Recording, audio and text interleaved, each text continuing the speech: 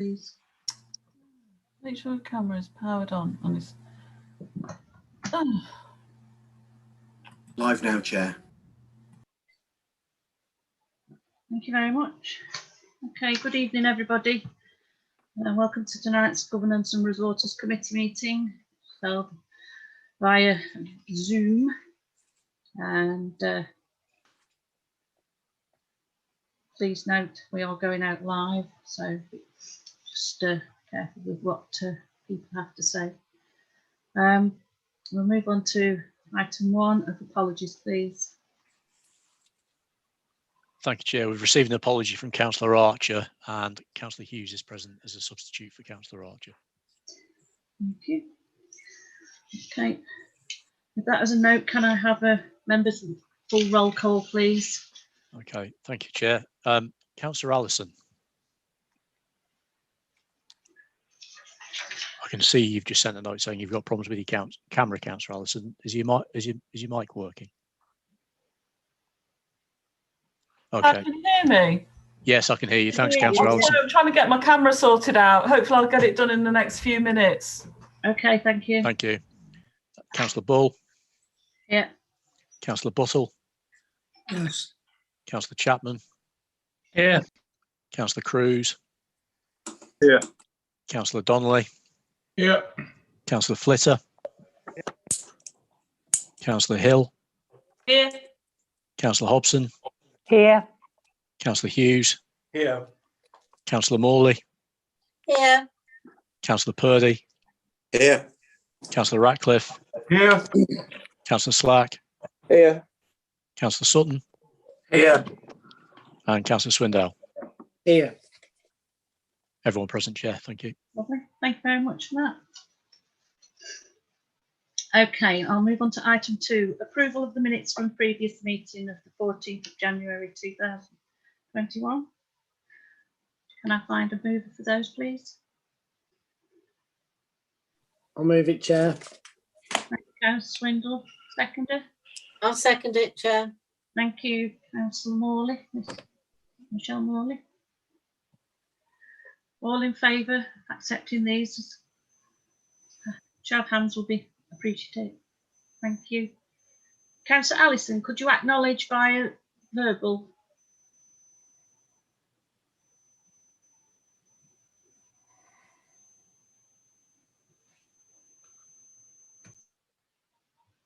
I think she's gone altogether. Okay. I'll carry on because we're on public participation at the moment.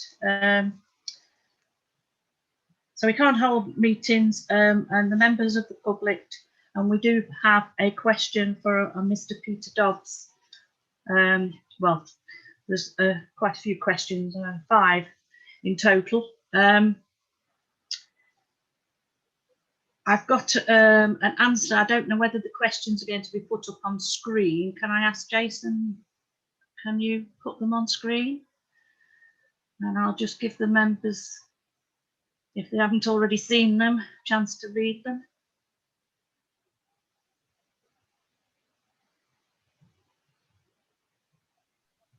Sorry, Chair, I'm having trouble getting them up. Is that possible?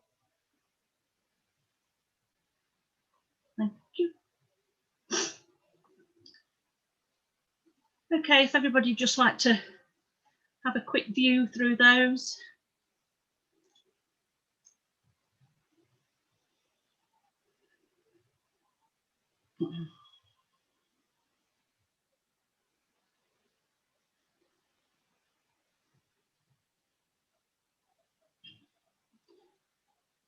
Okay, right. I have an answer here from Mr. Dobbs. Thank you. Okay, thank you for your question, Mr. Dobbs. The footpath running to the rear of St Oswald's Hospital, adjacent to Henmore Brook, is a District Council owned concessionary path which ends just the southwest of the Environmental Agency gauging station. Since the development of Bernard Gadfrey Close, a new footpath was created by the developers which runs from Mayfield Road to Clifton Road, and a spur to this path leads to the boundary with the District Council land, which is the subject of this question. The section of land linking the two paths is uneven and waterlogged and would need capital works to make this suitable for public use. The signs are there to advise the public that there is currently no through route, since the current informal cut through is not really suitable for public use. We are currently working with Ashcom on the proposal to improve the whole route.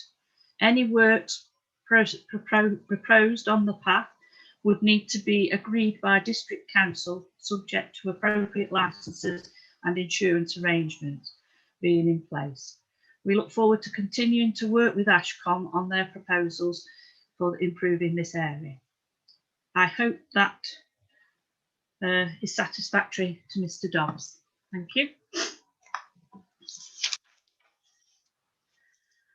I move on to item 4, members' interests. Is there anybody that's got to declare any interest, please?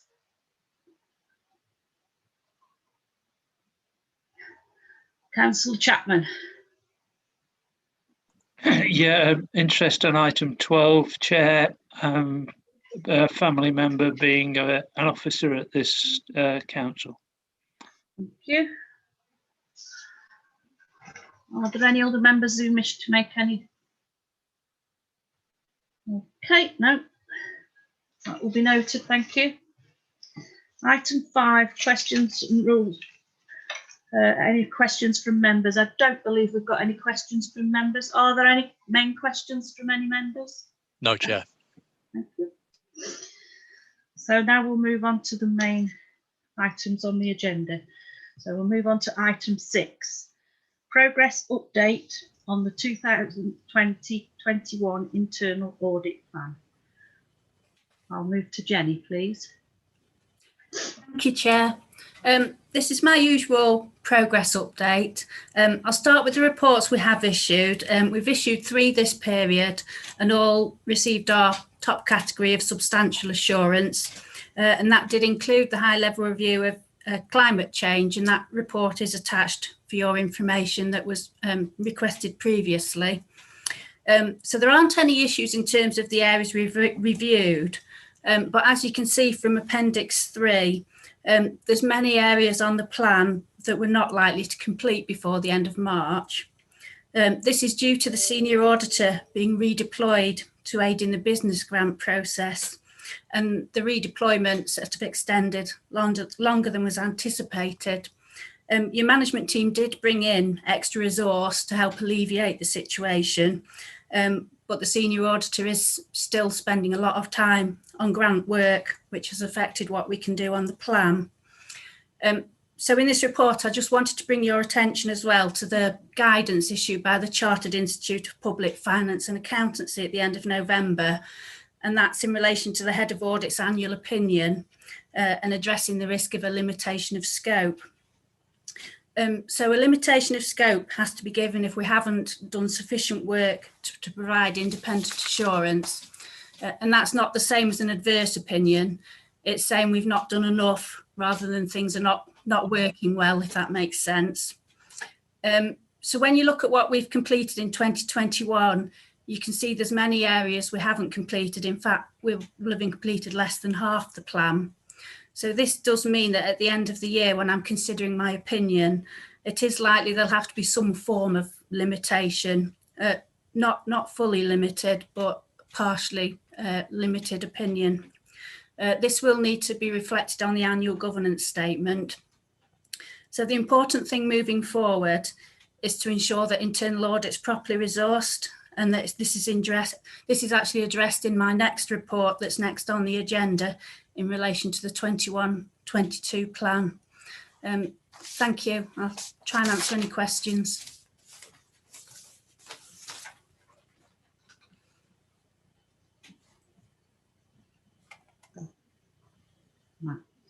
Okay, so Councillor Ratcliffe, question.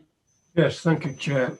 My question is perhaps more rhetorical than anything, but I would like to hear perhaps a little bit more detail and to hear further comment from Jenny, who I of course, thank for all her work on the reports this evening. I think, this is my view, is that there are three outstanding issues from this particular report, but I do accept that we've got some reference to them in other areas later. There's more than a suggestion that at least, the very least, we need temporary additional resources to cover the work that is accumulating. Could, first of all, Jenny, just give me some sense of the urgency of this? Is this something that we need to do now, or can we look at this perhaps in a medium-term framework? We've got that on the next item. We have, but that's why I'm raising it. But my second comment, if I may. First of all, continuing, it certainly seems to me that we're picking up, as we have so often recently, about the strong commitment that we're giving to climate change. And in this respect, it seems to me that we ought to be tying this in to the other recommendation that's mentioned about considerations on procurement, about the ethical and moral considerations that have always been tied up into that. So I'm looking for something from Jenny, as it were, just to give me some sense again of where she feels we need to be going with this. Is this something, again, to be considered yesterday, as it were, or is this something, again, that we can perhaps leave until we've got other things in place, such as the appointment of the climate change officer? Thank you. So just in relation to your first point in terms of extra audit resource, that is in my next report, and I would really ideally like to be in a position to be able to recruit imminently, so that when we set our 21-22 plan, we start it with the objective of being able to achieve the bulk of that plan and to catch up on some of these areas that we're falling behind on. So that's the ideal situation. In terms of climate change, as you say, I think there's slightly less urgency with that. Your officers have agreed the recommendation, and when your climate change officer starts, hopefully that will be a priority for them, and they'll be able to prioritise an action plan for yourselves and work through that. And I don't know if Tim might have more to add to that. Thank you, Jenny. Thank you, Chair. I had unmuted Jenny so I could join in at this point, so thanks for that. Yeah, procurement forms part of our Scope 3 emissions and is something that most councils haven't looked at yet. When we have got our climate change officer in post, looking at Scope 3 emissions is part of the work plan that they'll have to work to, and procurement is a big part of that. So we know we need to do it. It's not something that's going to be first on the list, but it will be in the list of work that person will be doing. The audit that Jenny referred to was a high-level audit, looking at what we'd already put in place in response to the motion that was agreed, and I was very pleased with the outcomes. But we know there's plenty more work to do. Thank you, Tim. And Jenny. Councillor Splitter, question? Yes, Chair, thank you. Well, I was a little disappointed to read this because we all know how much under strain our financial staff have been. We've had one hell of a year to carry out the work. But now we're talking about limitation of scope, how that's affecting our corporate risk, and how we can operate internal audit on ongoing procedures. I take note of note 3.3 when we're talking about risk, but we've got a point here in there that internal audit may also struggle. And I'm just wondering how serious that is, because I think, like Mike, I'm disappointed in the fact that we seem to be stung for doing the jobs we have to do over the last 12 months. And how much of a risk is this? Is it serious? Or can it be addressed at another stage? But I do take your point that you do need to be gearing up for the next few months. Thank you. I think to try and give some clarity on that, Derbyshire Dale certainly isn't alone. When I've been to heads of audit groups, there's been lots of audit sections that have been struggling to complete the various plan. I mean, some of their auditors have been furloughed. And it is, I think, the skills of the senior auditor that you've got have certainly been very helpful with helping process the business grants and address any questions of potential fraud. It is a situation that can be put right with the, addition of resources, and hopefully that'll be agreed after the next report. For this coming year, the risk is that there's things going undetected, that we can't give that assurance on governance, risk and controls, that we can't give the assurance that they are in place across the breadth of the council. That's not to say there is things going awry, it's just we can't give you those assurances that they're not. So I say it's important just moving forward that we address that situation so that by the end of 21-22, the council isn't in that same position again. Thank you for that, Jenny. Councillor Hughes. Thank you, Chair, and thank you, Jenny, for two very, very clear reports which identify the issues for us very clearly and allow us to make some decisions. Can I just go to the Appendix 2 on the climate change report and Section 8.2, which is a report to members and relevant parties, and that's about the climate change heading in reports to council meetings. I was wondering whether any standards had been set for that particular section of reports, because I mean, I think that it's getting better, but I feel that there's a bit of variation in coverage of climate change from one report to another, and I was wondering whether there was a need for a standard so that officers had something that they could refer to in that respect. Thank you. Jenny, have you got any answer to that one? Do you mean in terms of the considerations for climate change? Again, I think once you've got your climate change officer in post, they will be able to give officers advice on what sort of issues they should be considering and putting in place for their items. Okay, and will that form part of the template of the report, do you think? That's up to your officers to decide. It is already actually on there as a consideration, and I think officers are already considering it, but it's just increasing their knowledge of what they add into that section, so that they understand what they should be considering to a greater degree. Is that fair, Tim? Thanks again, Jenny. We could do a double act here. I'll keep coming in after you. Again, part of the plan for the work of the climate change officer is to bring together a working group of officers across the building to start to consider climate change issues in a more joined up way. You'll have seen reports about ice cream vans and about the telephone system, both of which have mentioned climate change issues. And both of the officers who penned those reports came and had a chat with me about those issues, which is a kind of informal way of doing what we need to formalise. Part of the role of the officer will provide us with that level of resource that we haven't currently got to pull it all together and to provide a framework within which all those officers can work. We aren't there yet. If we were there, we wouldn't need to appoint the officer.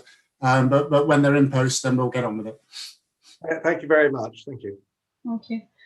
Councillor Purdy, question? No, mine's hand up for a debate when you're ready, Chair. Okay, thank you, Karen. Councillor Buck.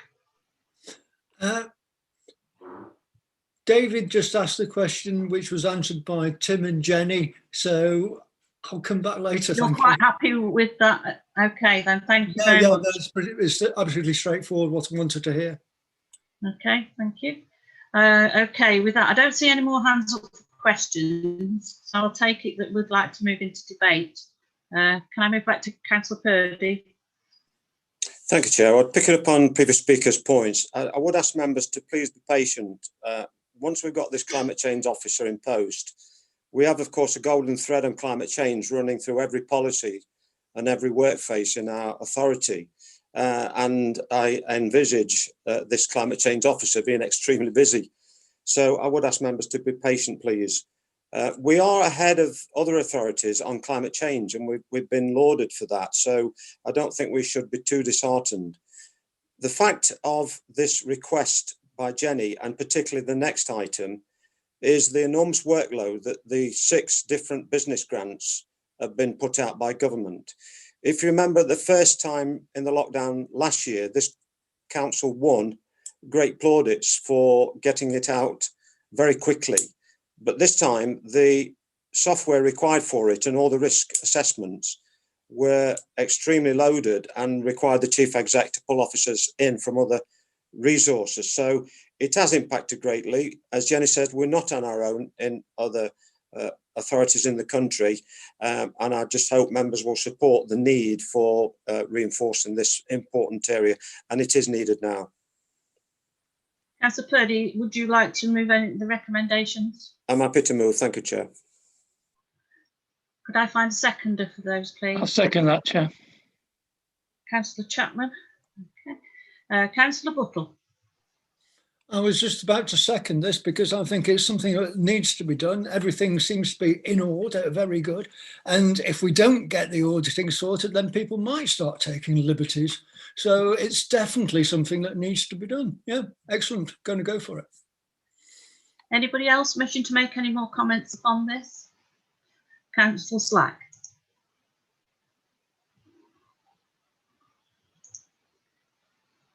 You're muted, Councillor Slack. Right. I congratulate the officers on the amount of work they've done in this difficult time. And but they are under pressure. I do understand that, and we all understand that. So we do need extra help coming in to reinforce our staff, and so they can get a lot of these issues cleared up. So thank you to the officers for all the time they give to the council. Thank you. Thank you, Councillor. Councillor Hobson. Thank you, Chair. I'm reassured by what Jenny has said. We haven't done enough. It's not that we haven't done things properly. So echoing what Councillor Slack has said, you know, it's important that audit is fully resourced, and I'd like to thank everybody in that department. Thank you. Okay. Okay, I can't see anybody else wishing to make any contributions more.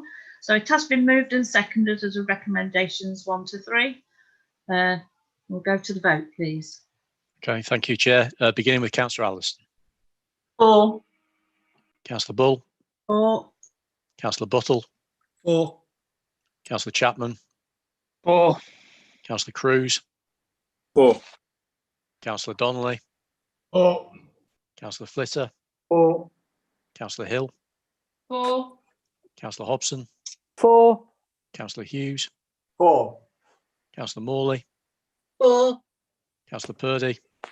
4. Councillor Ratcliffe. 4. Councillor Slack. 4. Councillor Sutton. 4. Councillor Swindell. 4. That's unanimous, Chair. Everybody? It's been moved. Thank you very much, everybody. We'll move on to item 7.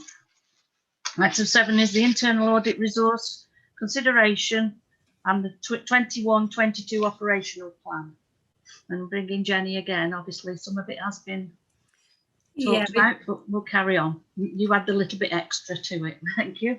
Yes, thank you, Chair. We have covered some of it already, but just to try and elaborate a bit. So even before the pandemic, we were starting to struggle to provide adequate assurance with the resource that we'd got. And we're starting to fall behind. But unfortunately, the pandemic has sort of emphasised that even more. over the years, the nature of internal audit has changed. So not only do we now have the financial areas to review that we always have done, but there's also a number of areas coming onto the plan, such as safeguarding, health and safety, and the climate change audit that you've seen, which has meant a bigger workload. The tables at 2.6 and 2.7 in the plan try to illustrate the review dates of a number of audits and show that with only one full-time auditor, it's impossible really to cover the volume of areas in a reasonable time span. At Appendix 1, you can see that there's 2 columns for the 2021 internal audit plan. So the first column gives you what will be possible given our current level of resource. And then the second column demonstrates the ideal coverage that we'd like to undertake. But in order to enable that second column to take place, we would need another full-time auditor. So this report is requesting, subject to approval of the draft revenue budget, which I think happened earlier this week, that approval be given to the Director of Resources to start a recruitment exercise for another internal auditor. And it's also asking that the internal audit plan, based on the increased level of resource, is agreed. Thank you. I'll try and answer any questions. Thank you for that, Jenny. Councillor Hobson, did you wish to make a question? I haven't got a question. I'm happy to move it when it's needed. Okay. Are there anybody else who want to elaborate any further upon this, or have we? Councillor Allison. Thank you, Chair. Just a quick question regarding the identified areas for the audit in the audit plan. There's a paragraph on page 21 of the report, making effective use of internal audit resources. And one of the recommendations is narrowing the focus of audit scopes to examine only key areas. So are these all the key areas that have been identified? Oh, that's the CITFA guidance that says that. That was really to try and avoid a limited scope, because CITFA accept that internal audit sections throughout the country have been able to do less work this year. So in order to be able to provide a full opinion for 2021, CITFA was suggesting that you could focus on key controls, but I think that would be a sort of temporary solution really. So the 21-22 plan, that's going back to, it is a risk-based plan, but we would be doing full audits on those areas or most of the areas, rather than just looking at key controls.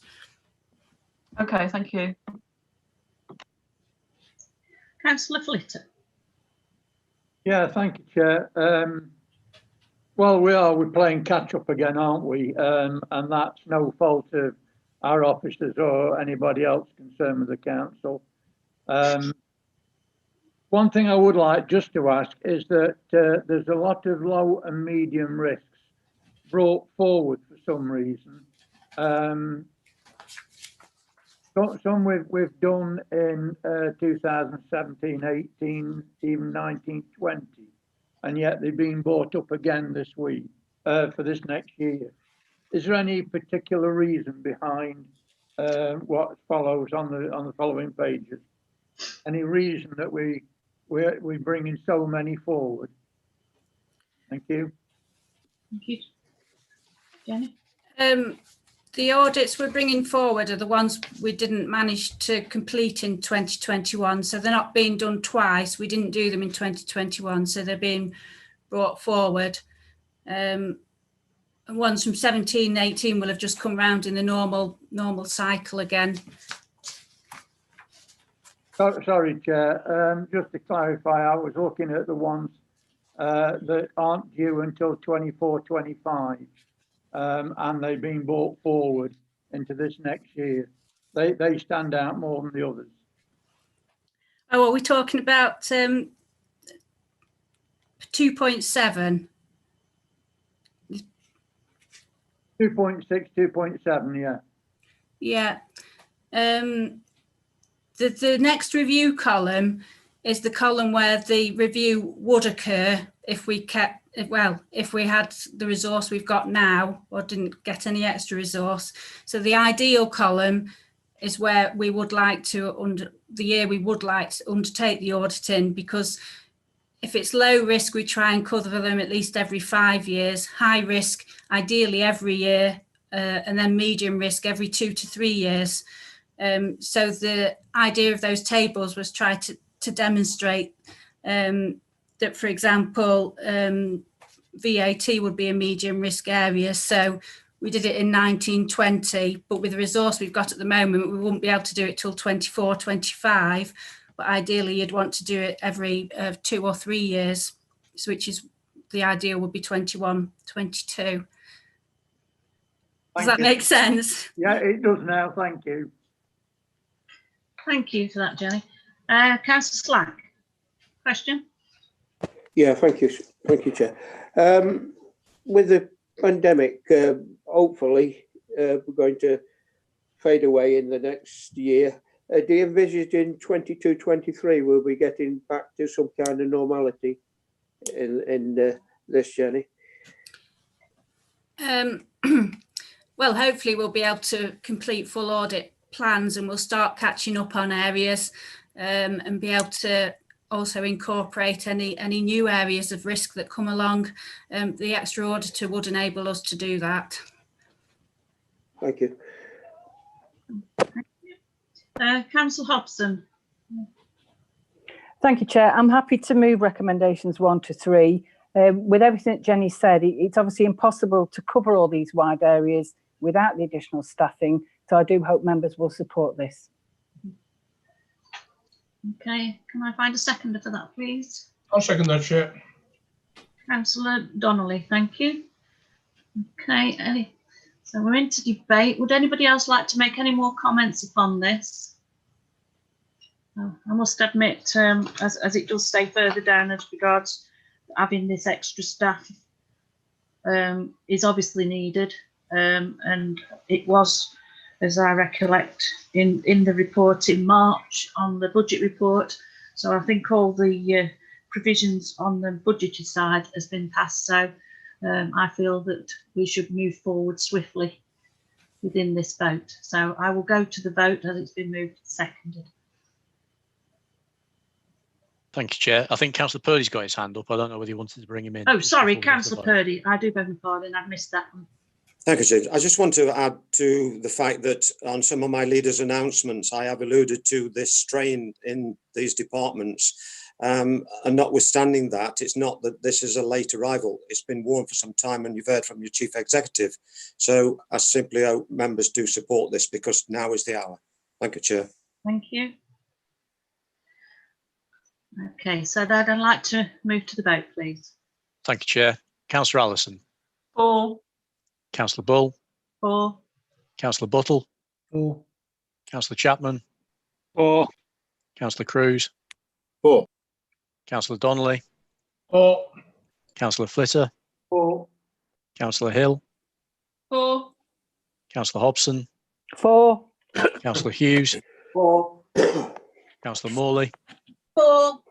Councillor Purdy. For. Councillor Ratcliffe. For. Councillor Slack. For. Councillor Sutton. For. Councillor Swindale. For. That's unanimous, Chair. Thank you very much. Then that is moved, and hopefully now we've gone through that, we can move on in the services and get the required staff to get what's needed.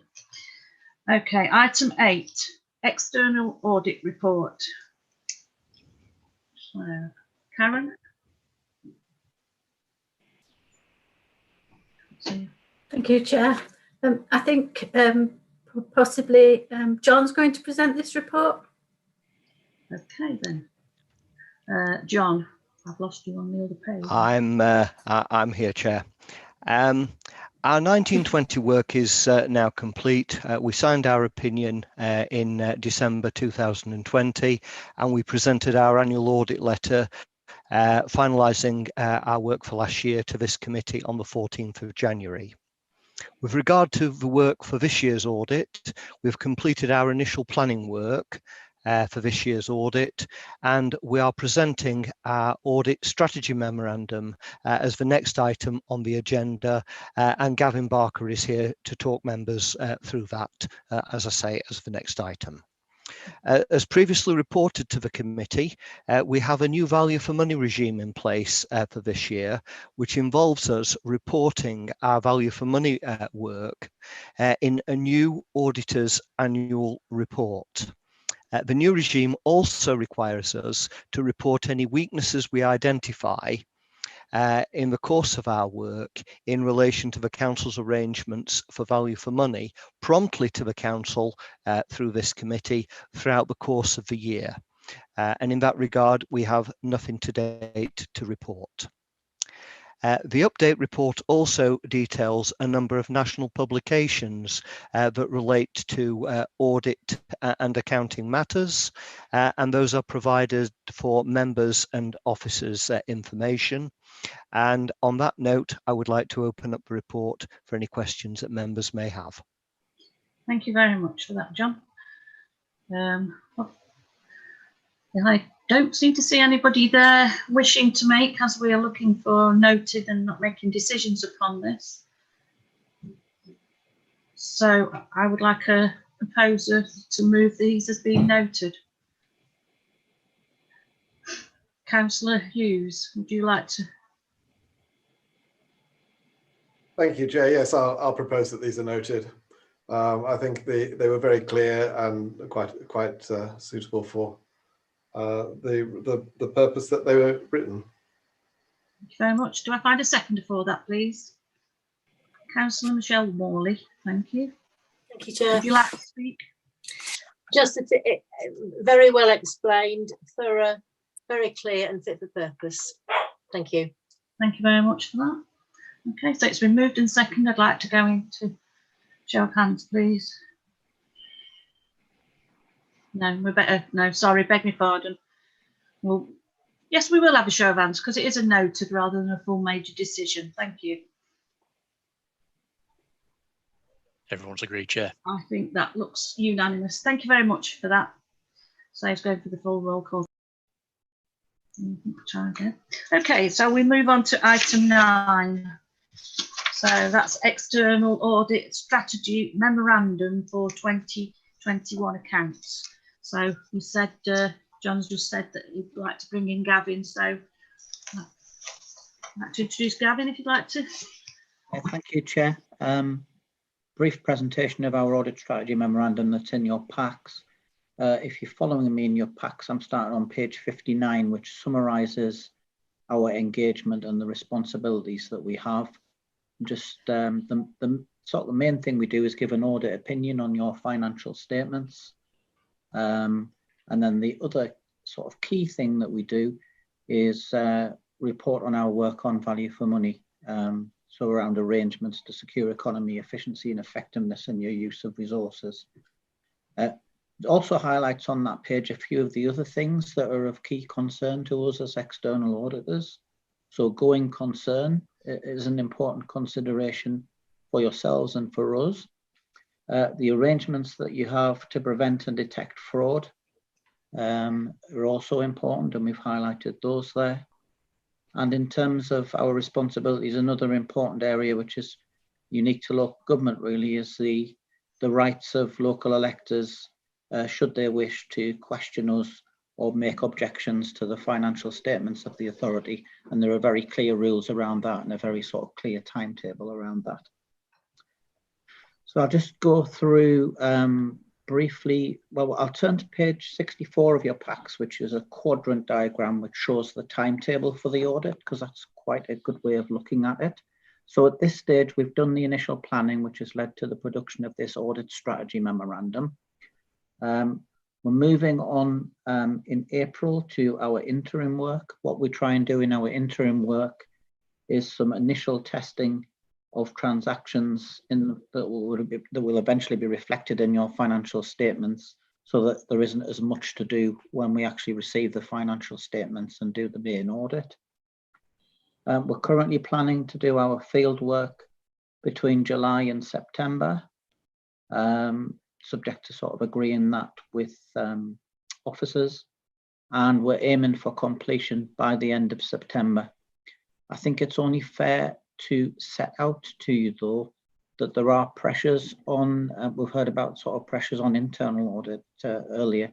There are pressures on us, and delivery of work to timetables is increasingly challenging.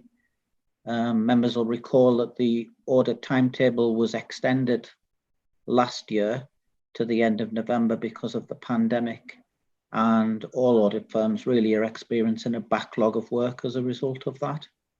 And given that the timetable this year brings things forward to the end of September, sort of 2 months earlier than last year, that is a challenge.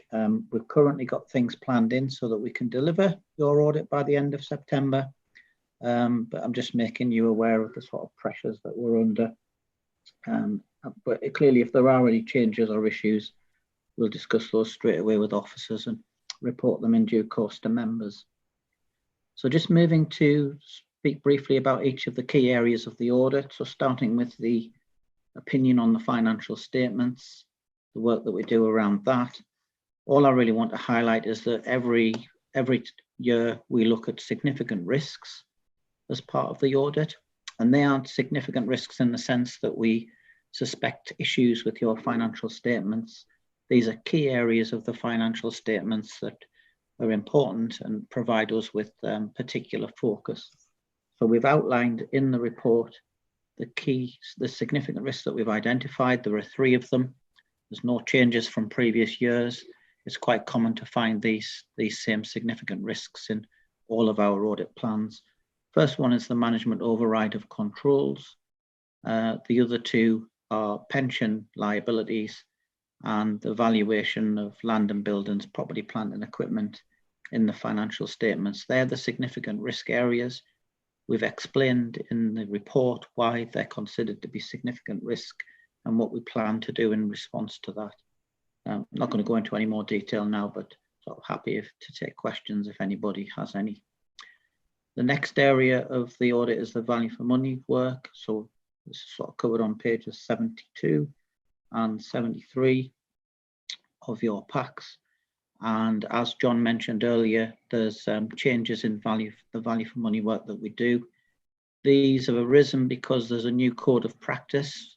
The code of audit practice is reviewed every 5 years. NAO lead on that, the National Audit Office. It's approved by both Houses of Parliament, and the code has been reviewed and takes effect from 2021, and it's identified a change to the value for money approach. So one of the key changes is that we'll be reporting, as John mentioned, sort of commentary in a new auditor's annual report. But the change that members will notice most is we won't in future be producing what people have described as a binary conclusion. So we won't be reporting an unqualified conclusion on your arrangements or a qualified conclusion on your arrangements anymore. It'll just be this commentary. And in the formal audit report, we'll just highlight exceptions, and exceptions are where we identify weaknesses in authorities' arrangements. So it's quite different. The commentary is expected to be more detailed. Guidance has been quite late, and also there's sort of a suggestion that the guidance may change, that there might be some streamlining of the guidance to cut down the amount that's required to be done in this first year, given all the other pressures that are being experienced. So we have done some initial planning, but we haven't sort of come to a sort of full conclusion on the work required. So we'll be updating members on that in due course when it is clearer. In terms of the criteria that we look at, the things that we look at as part of our conclusion, must emphasise it's not a view on whether the council provides value for money. It is still a review of your arrangements rather than a view on whether you provide value for money. There are three sub-criteria to the value for money conclusion. The first 2 are very similar to things that we've considered in the past. So financial sustainability has been at the core of what we've done around value for money work in recent years. Governance, that's the other area that remains similar. There's clarification in the final area, and the final area is more now about how the council itself improves economy, efficiency and effectiveness. So it's about performance management, how the council uses information that it has at its disposal about its own costs, about its performance, and how it goes about improving the way it manages and delivers its services. So that's quite a sort of change in the focus in the value for money conclusion. And I hope members will agree that actually it's quite a positive thing for us to look at, because it is sort of key to what the council's trying to achieve. So that's value for money. The next area of the report on page 75 is fees for the audit. And members will recall that when we presented our annual audit letter at the last meeting, there was a discussion on the fees for the 1920 audit. This sets out our proposed fee for 2021, which takes the base position that's been communicated in the past by public sector audit appointments and the recurring increase in fee that we discussed with members last time. And that recurring element is still subject to PSAA approval. Public sector auditor appointments have all the information at their disposal at the moment and are considering this fee variation along with all the others that they have for every audit in the country, I think. So the proposal at the moment is that will be the starting point for the fee. There's a school of thought that the value for money conclusion may involve additional work, and there may, as a result, be an additional fee in relation to that work. At the moment, we haven't reflected any additional fee in the plan because of these uncertainties about exactly what we're going to be required to do. So we haven't reflected a fee increase in the plan. It's possible that one might be necessary when there's final clarification on the scope of the work. So that sort of remains to be communicated at some point in the future, but that sets out the proposed fees. We've also set out the fee for assurance work that we undertake. We now carry out the assurance work on your housing benefits return. We did that for the first time in 1920, and in fact we just reported on the 1920 housing benefits return quite recently and concluded that. So what's set out in the plan is the fee for next year. Two other things to mention briefly to you. On page 78 of the pack, we talk about our independence. That's something that we hold dearly. We think it's absolutely critical that we're independent and can speak objectively and report without fear or favour. And we monitor closely our independence, and we confirm that we haven't identified any independence issues, and we consider ourselves to be independent, but it's something that we consider on an ongoing basis. And finally, section 8 of the report was on materiality, and that's just really to emphasize that when we give our report, when we give our opinion on the financial statements, we're not providing absolute assurance that everything in those statements is correct. We use materiality to guide the work that we do, so we don't look at everything. We test samples and things, and we give an appropriate opinion based on materiality, and that sets out in that section our approach to materiality, which is the same approach that we adopt on all of our local authority audits. So those were the things that I wanted to draw to members' attention. I'm quite happy to answer any questions that members might have, or to listen to any comments that members might have also. So thank you. Thank you very much. I'll bring Councillor Purdy, please. Chair, I've got some background then. I don't know if we're okay. Thank you, Gavin, for that. I mean, your warning did sound like an extra cost warning. It's understandable, I suppose, in this pandemic time, but I'd just like to tease out a bit more, if I may, where you think the stresses and strains are. You've just heard from our internal auditor that we've got a staff issue, so that we're going to bolster. Is that the case with you, or is it extra work? I think I like the analogy I'm giving to this pandemic is a bit like, in my opinion, a tsunami.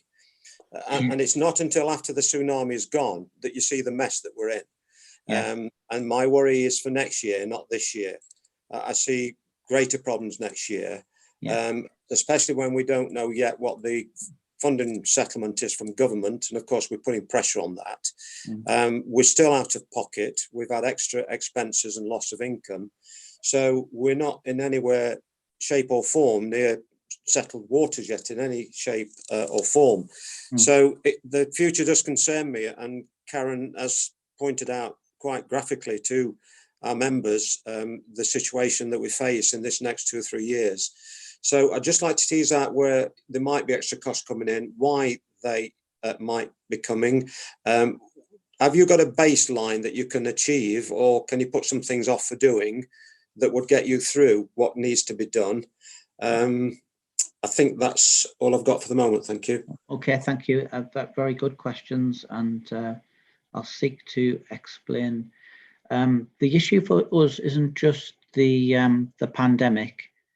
We were having our own little crisis in local audit prior to the pandemic, and reporting on that nationally happened in September last year when the Redmond Review reported on the state of local audit, really. And when I talk about local audit, I talk about the framework that was put in place after the Audit Commission demised and is now sort of overseen by Public Sector Audit Appointments Limited, the National Audit Office and others. And there is real difficulty in this market. It's a fragile market. It's a very specialised marketplace, and the emphasis on driving down sort of audit fees as the sort of primary driver in recent times has kind of meant that there's been a lack of investment in the future in audit firms, as we've struggled to contain our costs within those audit fees. And those cost pressures have just become too great, and that's why there were sort of increases in fees. In fact, Redmond himself, and this is sort of commenting on the pre-pandemic position, reckoned that audit fees were about 25% less than what they needed to be, given what local auditors were expected to do. But the fee side of it is only one part of it, because of that sort of issue about investment. And also the stresses and strains of working in this space, because it is stressful and a strain. We have experienced, and all the firms have experienced the same kind of thing, is people who work in this marketplace exiting it. Some of them sort of exiting it completely and going to do something else. And then we've also had a lot of people sort of retiring and that kind of thing as well. It's very difficult to recruit experienced people into it, because there aren't any people out there other than sort of pinching them off other firms. So we are in a position where, if you take that combined with the fact that, well, just to put this into context, audit delivery by the end of November last year was only 45%. So only 45% of audits nationally, that's not the Mazars figures, were delivered by the end of November. That means 55% weren't. Some audits are still ongoing. I know we didn't hit the end of November deadline for you, but we were just sort of a couple of days late. But some audits are sort of still going on now. So there's a huge backlog to be dealt with. So we can't, when we've got through that backlog, we turn to the 2021 work, and we work through that. We have to do what is required by the auditing standards. So the only option we've got in terms of delivery, we can't sort of cut any corners. We can't not do anything because of pressures. We've just got to wait until we've got the resources there to do it. So we will have to do the things that we're required to do, and we'll have to deliver the work. At the moment, we're planning to do that by the end of September, but it's just there are so many sort of factors at play due to those backlogs, which are impacting on us.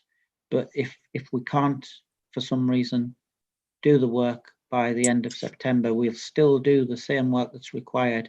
It's just we'll have to complete it later.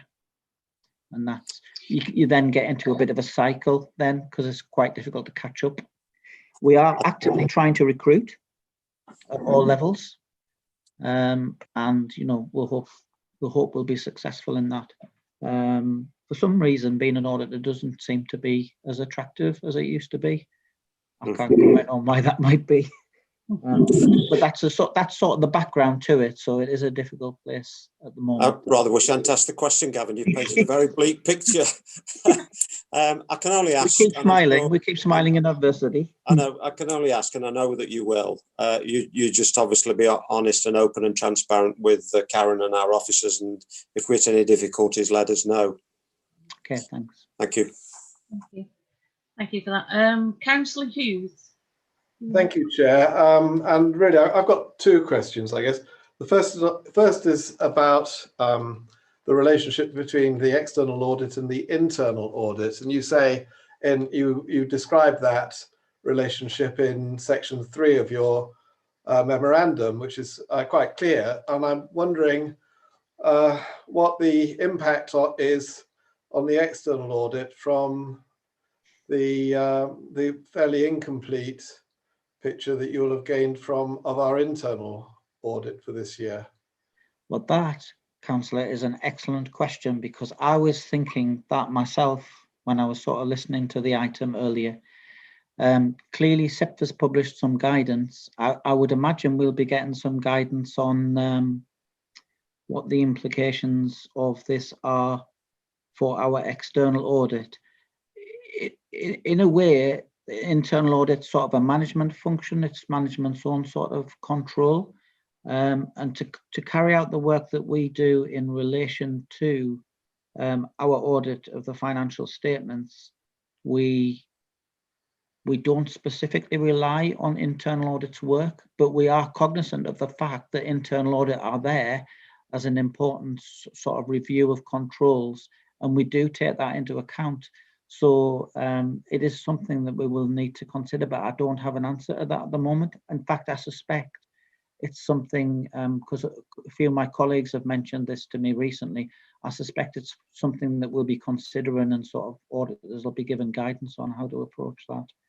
So I don't really have an answer at the moment, but I think it's a very relevant question. Okay, thank you for that. My second question is on section 6. Which is the fees for non-PSAA work and the assurance services that you mentioned earlier. And I noticed that there's quite a substantial rise from last year to the present year. And I was wondering what the cause of that rise was. That's a good question. It does stand out, doesn't it? And it's sort of probably warranted a bit of an explanation. We submitted, the council went out to competitive tender for this work. When we bid for the 1920 work, we could do it for that price. When it came to 2021, because of all the sort of pressures that I've talked about and the demands on us, we bid at that price. But my understanding is we still sort of won the tender. We were still sort of the best price, but it is a substantial increase, as you point out. So that was done in the tender then? Yes. I don't know if Karen wants to say something. Thank you. No, that's fine. Thank you very much. Thank you. Karen, did you want to make a response on that? Just to confirm what Gavin said, we went out to tender. It was a tender for 3 years, and the most effective bid was from ourselves. Okay. Thank you. Thank you. Thank you for that. Councillor Morley. Thank you, Chair. My questions are already been answered. It was Councillor Hughes's first question, so I don't want to repeat it. Thank you. Thank you very Chair. much. Councillor Allison. Thank you, Chair. I'm just picking up on something that Gavin said about the struggle to recruit auditors. This is probably a question directed at Karen. Do you think that's good, and given the urgency of the need to recruit some internal audit extra resource, do you think that's going to be a problem for the council? That's another good question. I've been discussing that today, and I think yes, it is. Locally, the county council have just advertised for 2 audit posts, and I know they've struggled to recruit them already prior to this advert. And I've been informed today that another neighbouring authority is about to advertise as well. So there will be competition, and we're doing our best to make sure that we get a suitable person as soon as we can. Okay, thank you. Thank you for that. Very interesting, it seems. Right, I don't see anybody else with any questions, so I'd like to move to debate or ask for somebody to move the recommendation as being noted, this report. So, I'm quite happy to move, Chair. Thank you, Councillor Morley. Do I find the seconder for that? I missed that one. Councillor Flitter, yes? Thank you, Councillor Flitter. I'll take that as a second. Is there anybody else who wishes to make any more contributions to this? I would just like to say thank you very much for your time and dedication within this and your full explanation upon your report from John and Gavin. Thank you. Thank you. I'll say goodbye now. So I'm going to leave the meeting now. So thank you. Thank you. Okay, so because it's been a noted situation, then we'll go with a show of hands again, please. So it has been.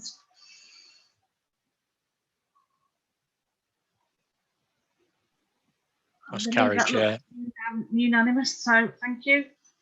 I'll take that as being moved. Thank you very much for that. Okay, item 10, arrears for write-off. Karen, please. Thank you, Chair. Hopefully the report's fairly self-explanatory. This time we're only asking you to note the report because there are no write-offs over £10,000 per members to approve. The write-offs that are proposed, the write-offs that are shown in the report are those that have been approved by members in January for the backdating cases, and the rest are under £10,000 that I've approved under delegated authority. And those are well within the provisions that we've got for write-offs. I'd just like to highlight the fact that the low level of write-offs compared to previous years is likely to reflect the fact that we've taken a light touch approach to debt recovery this year because of the pandemic. And I suspect that the level of write-offs will increase during 21-22 as we begin to resume the full debt recovery activities. And that's all I've got to say. Happy to take questions. Thank you. Thank you. Okay. Don't believe I've got any questions, so I'd like to ask for a proposal for this to be noted again. I'll move it, Chair. Thank you, I'll Councillor. Councillor Swindle and Councillor Donnelly, was that? Thank you.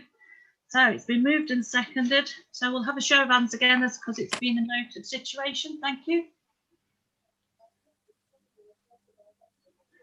That's carried, Chair. Carried again. So thank you very much for that. And thank you, Karen, for the report. Item 11, risk management. It's the Chief Executive annual report and an update on the risk management and policy and strategies. So, Paul Wilson, please. Yes, thank you, Chairman. Members have seen this report on previous occasions. I am required to bring to members' attention on an annual basis the Council's approach to risk management and the arrangements that we employ. So this report effectively seeks to clarify for your benefit the risk management processes and working practices that we employ, and also it reports on changes to strategic risks in the preceding 12 months. Members will see from the report that we do assess risk at two particular levels, strategic risks and operational risks. And in order to do that, we do have an internal risk continuity group which meets on a quarterly basis, and the recommendations from that risk continuity group then go to the corporate leadership team for further consideration. So we do have robust procedures in place to review our strategic and operational risks on a very regular basis. You will see from the report that there have been changes in the risk profile of the Council in the last 12 months since you saw this report last year. And principally, there are three areas where that has incurred. We have seen an increase to a higher level of risk in the areas of resource capacity and capability, and that to a large extent has been governed by the COVID-19 pandemic and the corporate resource that we've had to put towards dealing with that. The second area is cybercrime, which is something that's affecting all local authorities following some very high-profile cyber attacks at local authorities. And the third one is in terms of our financial resilience, and that is to a large extent due to the fact that we are still awaiting a multi-year settlement for local government from central government. So as in previous years, this year we received a one-year settlement, which doesn't allow us to plan with any great degree of certainty into the future. So those high-level risks remain. In terms of how we assess these risk scores, effectively, we look at the impact of a particular risk against the likelihood of that risk occurring. So just by multiplying one factor to the next, and you'll see on page 119 of the agenda, the actual risk matrix that we use explains how the scores come about. So with that, Chairman, I'm happy to take any questions on the report itself.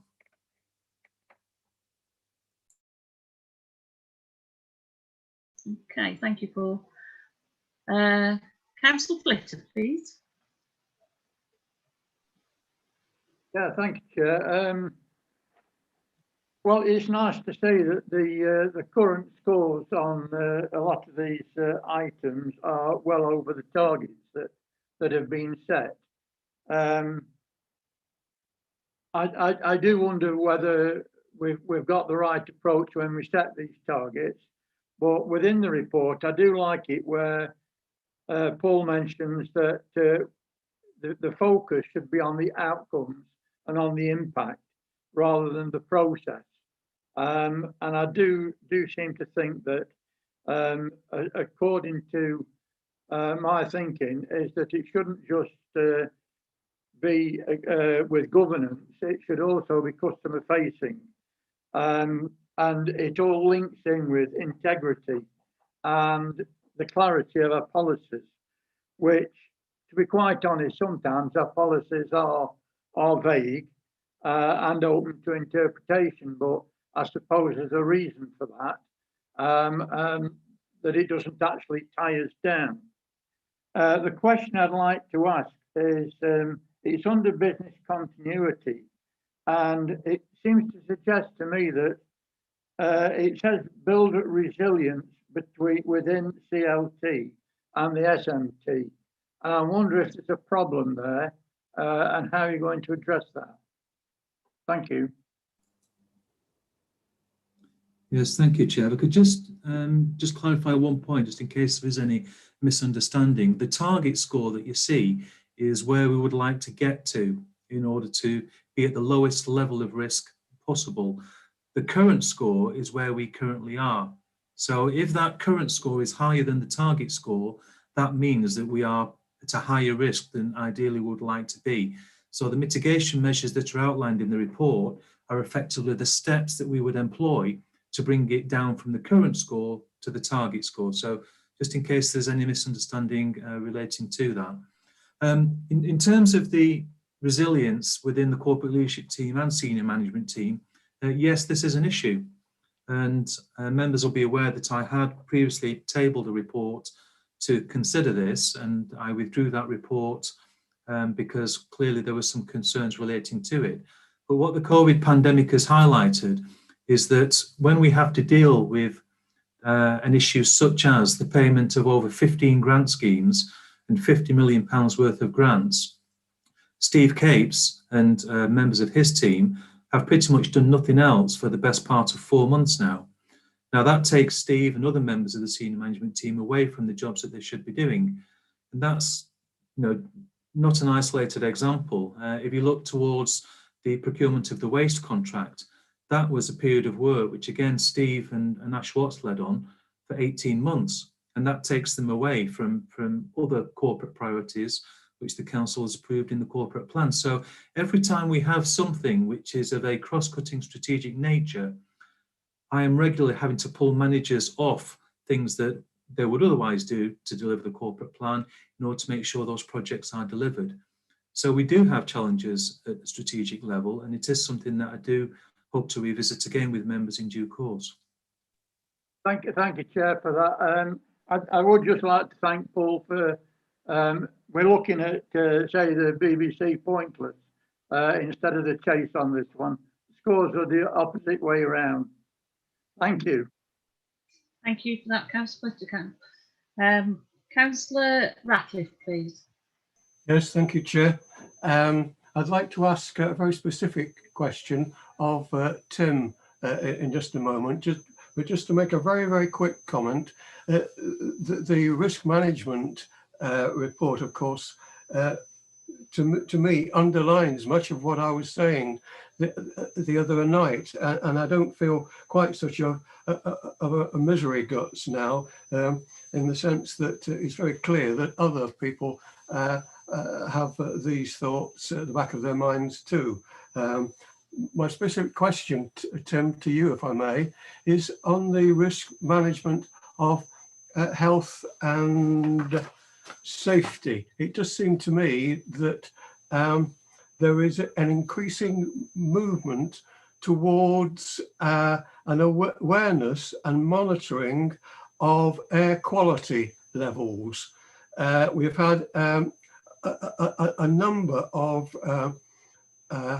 very persistent and very justified, I feel, questions raised on behalf of Ashbourne Town Centre.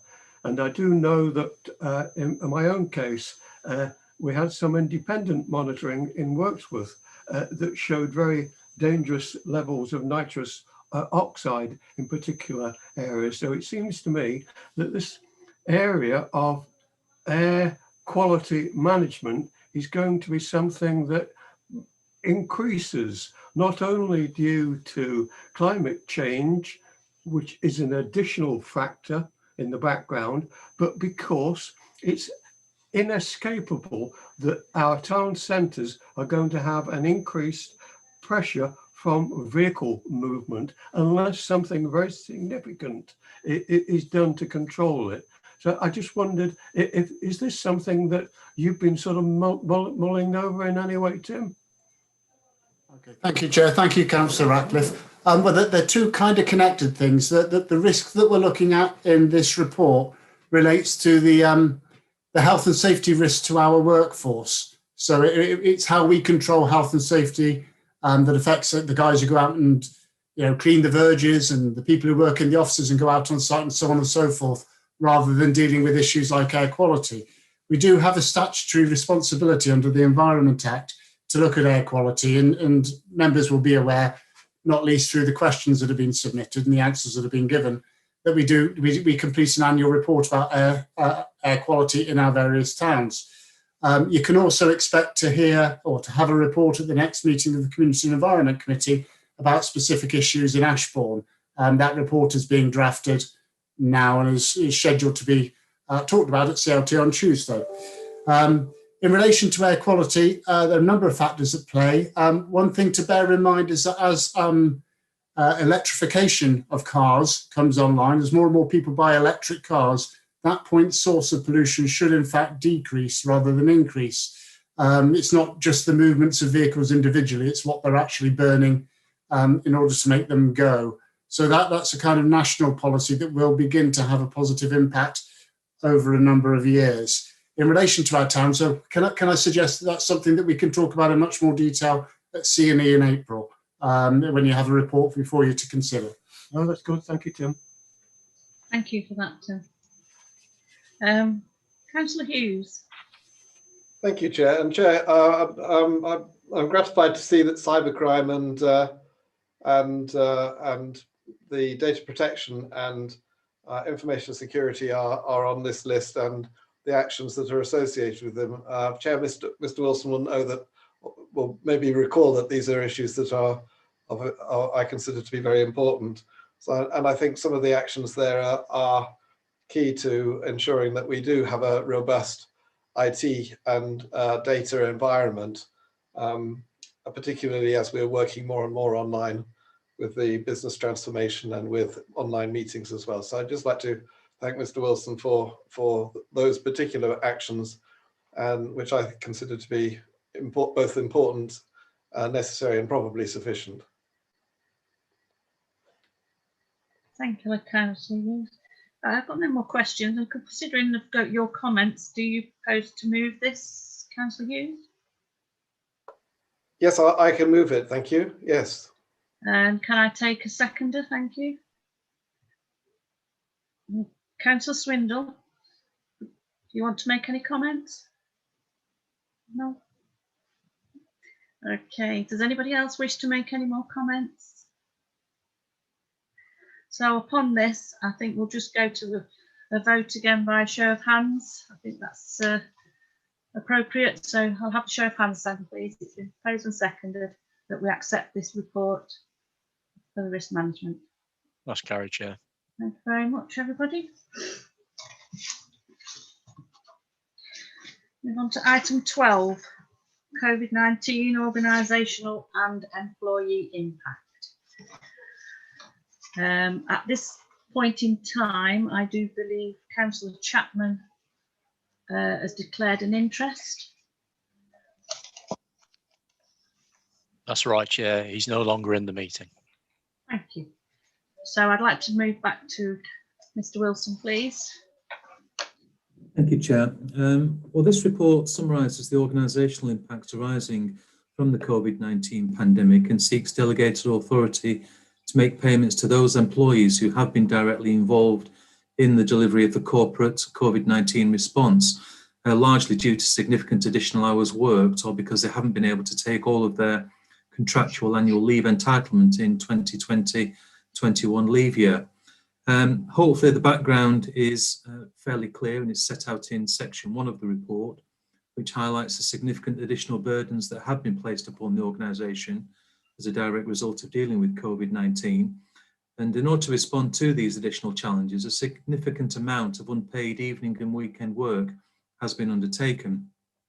In addition, staff have also accumulated significant amounts of toil, which remains unpaid, and they've been unable to take the contractual leave throughout the year. The report therefore seeks to deal with the annual leave situation and seeks authority for me to make payments to those staff who have been directly involved in this essential work. There will still remain a significant amount of unpaid toil that staff have accumulated and continue to accumulate. However, the corporate leadership team will be reviewing this position at the end of the financial year, and that will not result in direct payments being made. There will be alternative arrangements put in place to deal with that. The cost of meeting the overtime and outstanding annual leave payments, should members approve it this evening, would be met from the additional burdens grant that the District Council has received from government in order to deal with the additional effects of the COVID-19 pandemic. So no costs arising from this report would fall on the District Council's revenue budget or indeed the council taxpayer. So I'm happy to take any questions, Chair.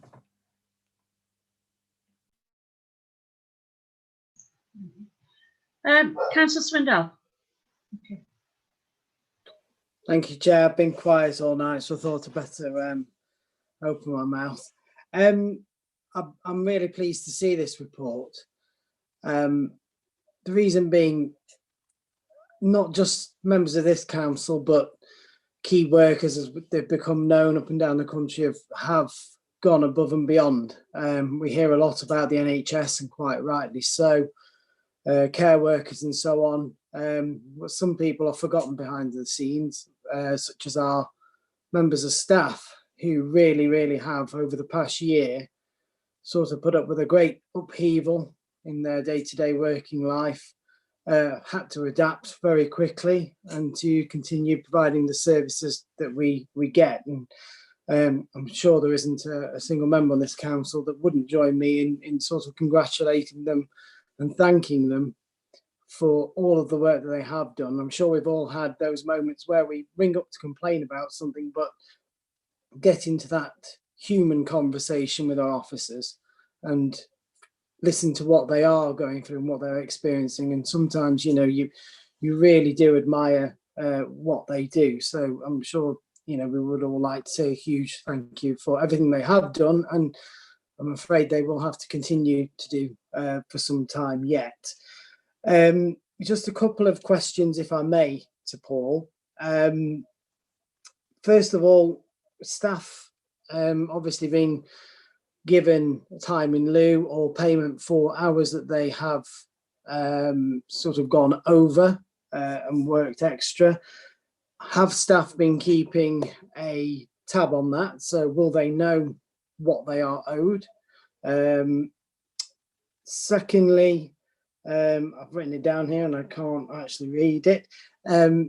If a member of staff doesn't feel as though they have, don't imagine this arising, but if a member of staff doesn't feel as though they have received the allowance or the time in lieu that they felt that they were entitled to, is there a process for them to go through to follow that up?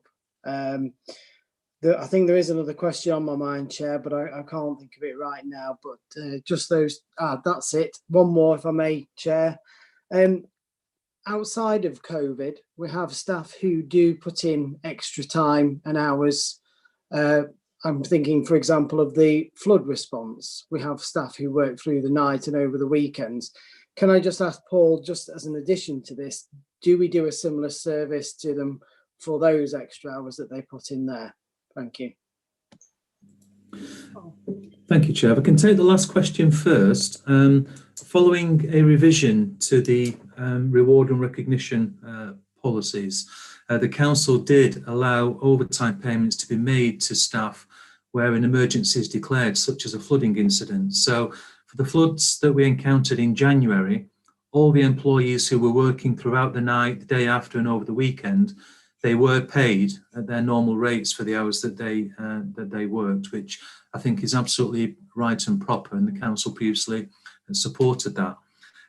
However, that isn't the normal situation. So routinely staff do not qualify for any overtime payments. Staff working beyond 6 o'clock, attending evening meetings, be it council meetings or external meetings, they don't get paid for those, but they are entitled to claim the time off in lieu. The council doesn't pay that time up in lieu financially, but they are allowed to take it throughout the subsequent months. Coming to the first point, in terms of record keeping, staff are requested to keep accurate records, but I have to be honest with you and say that many of the staff who've been involved in the COVID situation have just given up recording because they've accumulated that much time. They know they will never be able to take it back. And that is not a good state of affairs by any means, but I think that demonstrates the commitment that a lot of them have put in. They've just got on with the job, got it done, and they don't expect to be able to claim that time back. But that is the reality of the situation, I'm afraid. Thank you for that, Paul. Chair, Yes. just to follow up, the question on if a member of staff has a grievance with regards to whether they feel as though they've been adequately paid for the hours that they've done, etc. Is there a process for them to go through? Like I say, I don't expect this to happen, but it's just as a backup. Yes, there is, Chair, and that would be through the HR manager and myself. And finally, Chair, I'm happy to move the report if I can, having had those answers. And just to say, if it wasn't public money, I'd be saying we need to give them all a bonus for what they've done as well. But perhaps if members can put their thinking caps on as another way we could reward our staff, I think at the end of all this, they deserve something. Thank you for that, Councillor Swindle. I'll take it that you've moved it. Councillor Purdy. Thank you, Chair. Well, I'll second that. In answer to Councillor Swindle's last point, watch this space. It goes without saying that Councillor Swabson, Deputy Leader, and myself are regularly briefed by Paul. And this report by Paul graphically outlines the problems that our authority faces. It's not on its own. On the weekly DCN conference, District Council Network conferences I attend, the same story is read out by other leaders throughout the country, and there's great concern. And Councillor Swindle is right. There is key workers and there is key workers. There's key workers that are nominated and mentioned and publicised, and there are key workers like ours that don't really get much praise or publicity. And we hear stories like the floods, like the pandemic, how our staff have worked. And I think it's only right and proper to ask Paul this question, if I may. Paul, how long do you think we can carry on as we are at the moment? You know, I was terribly disappointed when you felt obliged to withdraw your paper. I thought that paper was correct, proper, and I was hopeful that the council would support it, because I think it now shows to the members just the situation that we're in and facing. So I just worry, how long can we carry on?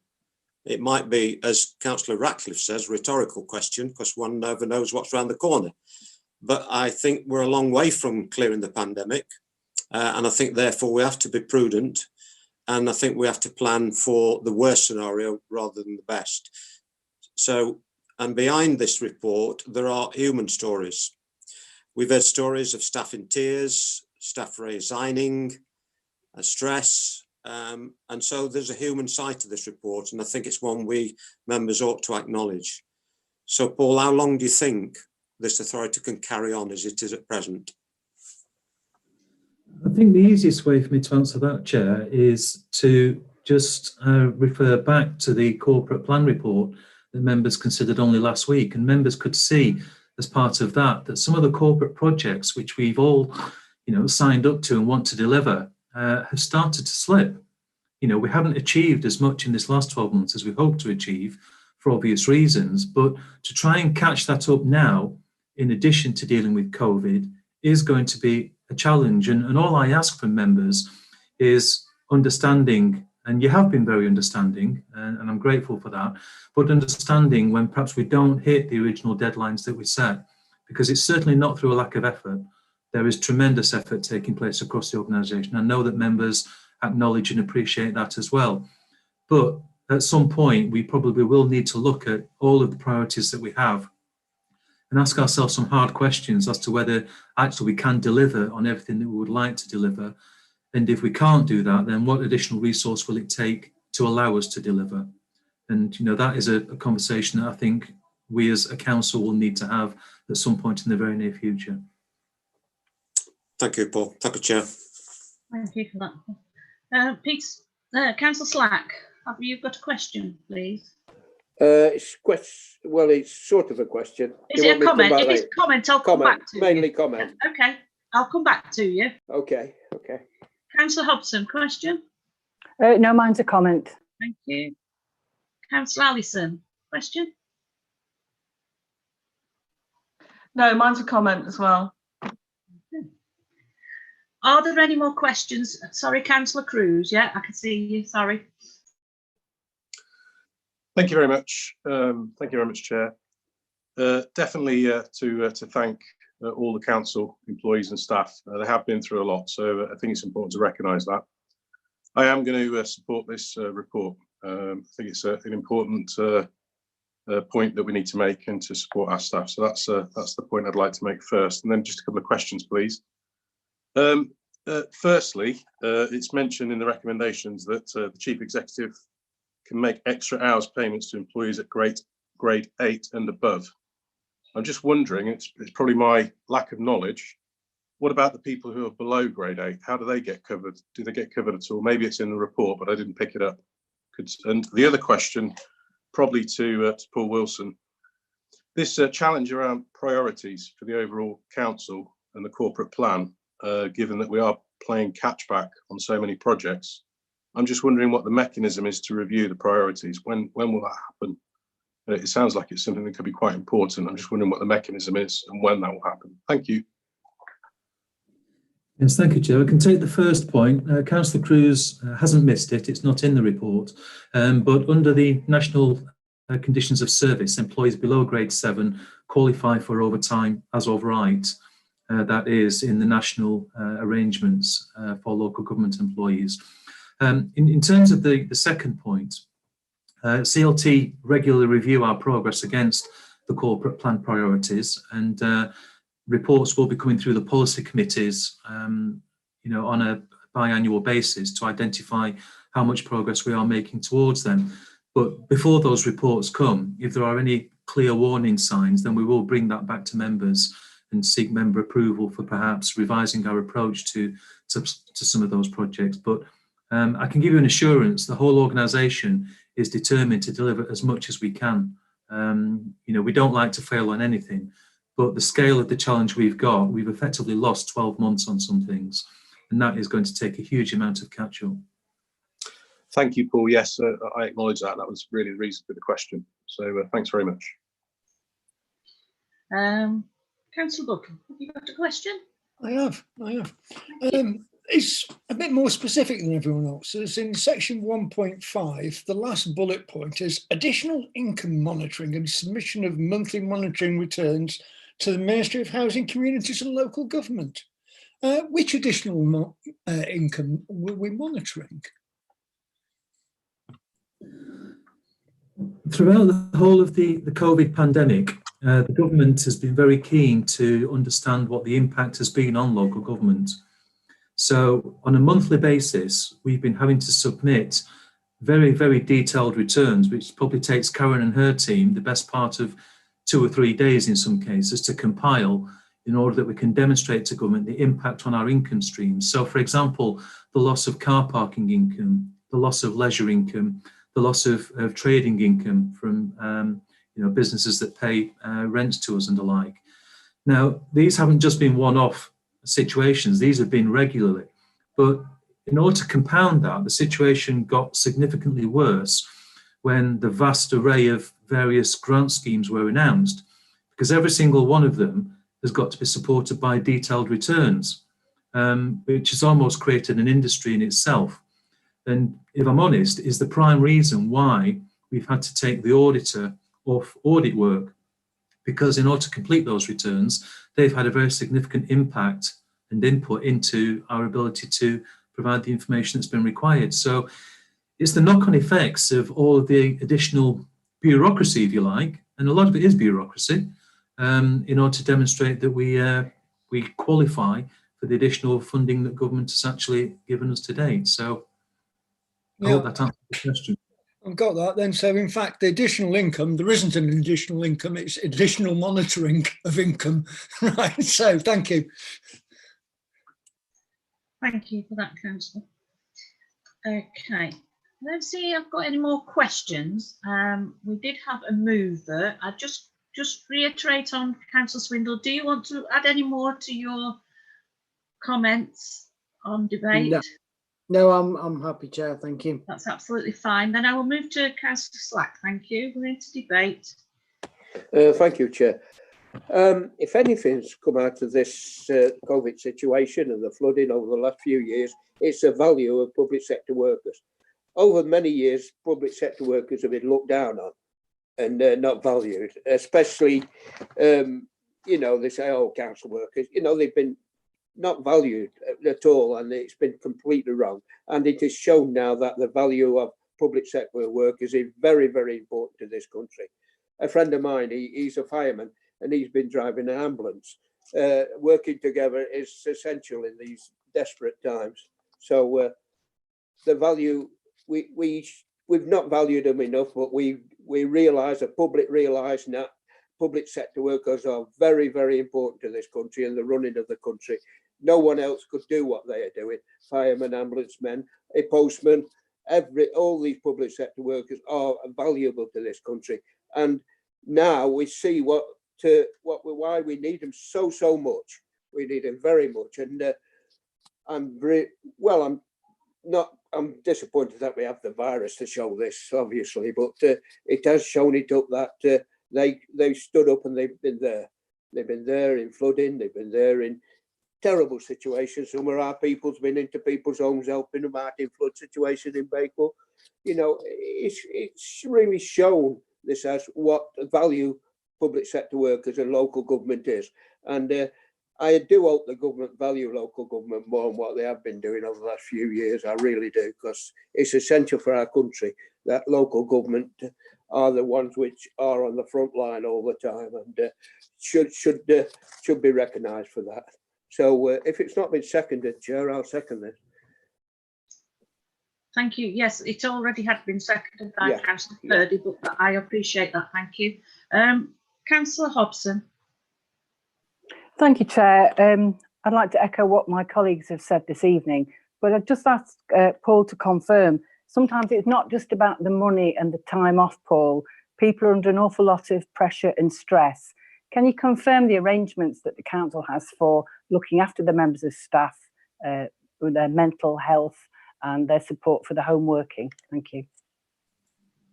Yes, absolutely, Chair. I think as with most people who've worked through this situation, the mental health impacts, I think, is somewhat hidden in many respects. And I think we will see the consequences of this in years to come. But as an organisation, we do have arrangements in place. We have mental health counsellors, we have support networks, we have our own mental health first aiders, which are trained staff, our own trained staff. So I always encourage and promote the importance of mental health. But I feel that certainly this last lockdown, we are starting to see more pressures and problems than we did in the first two lockdowns. And that's something I'm very conscious of and something that we do need to be mindful of in terms of how we address that moving forward. Thank you, Paul. Thank you. Councillor Allison.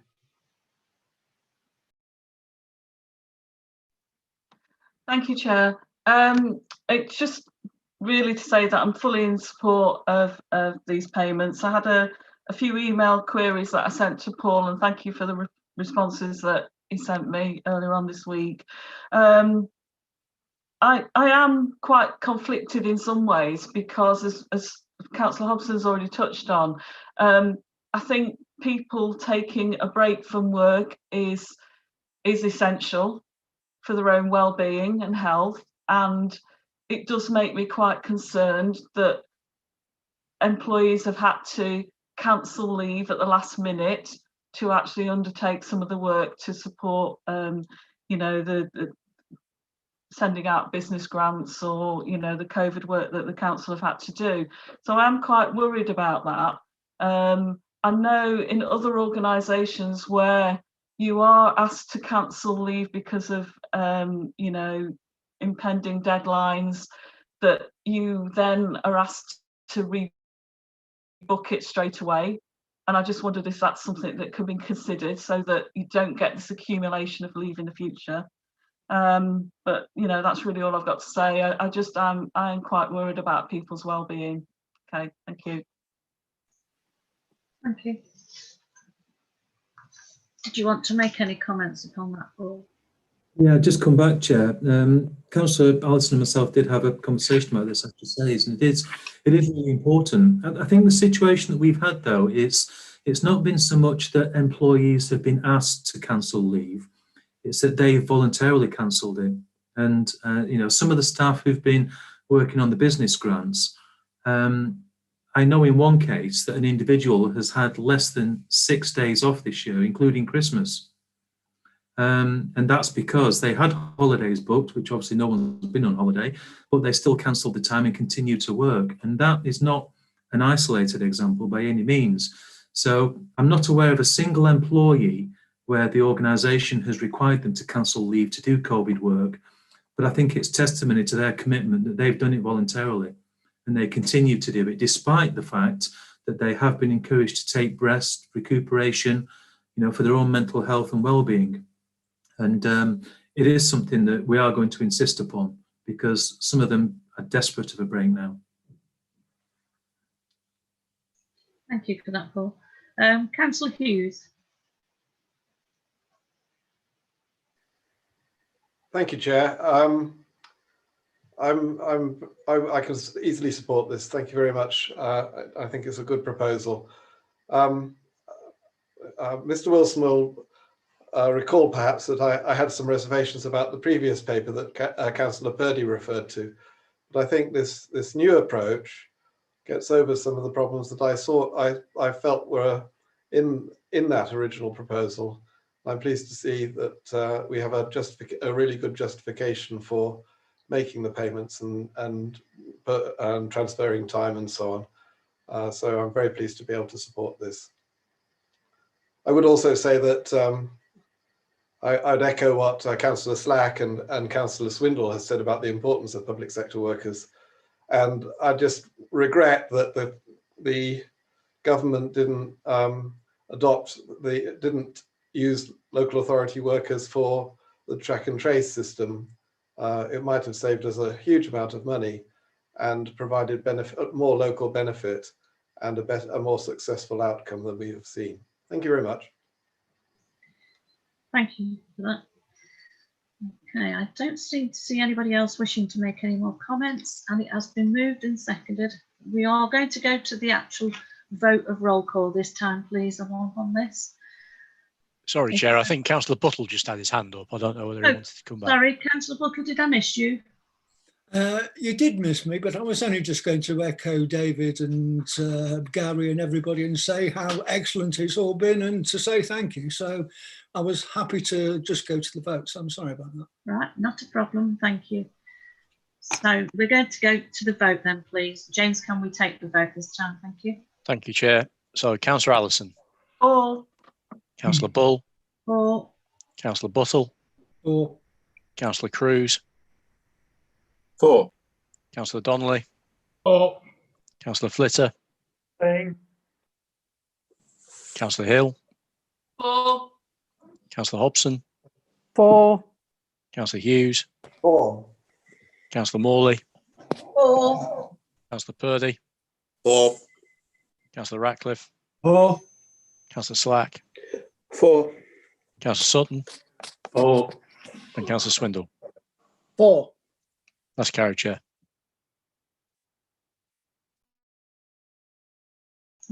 Thank you very much for that.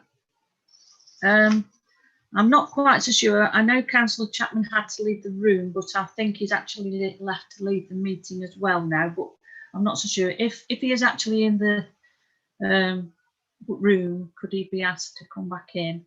And anybody else who had to go out of the room upon this item, then feel free to come back in now, please.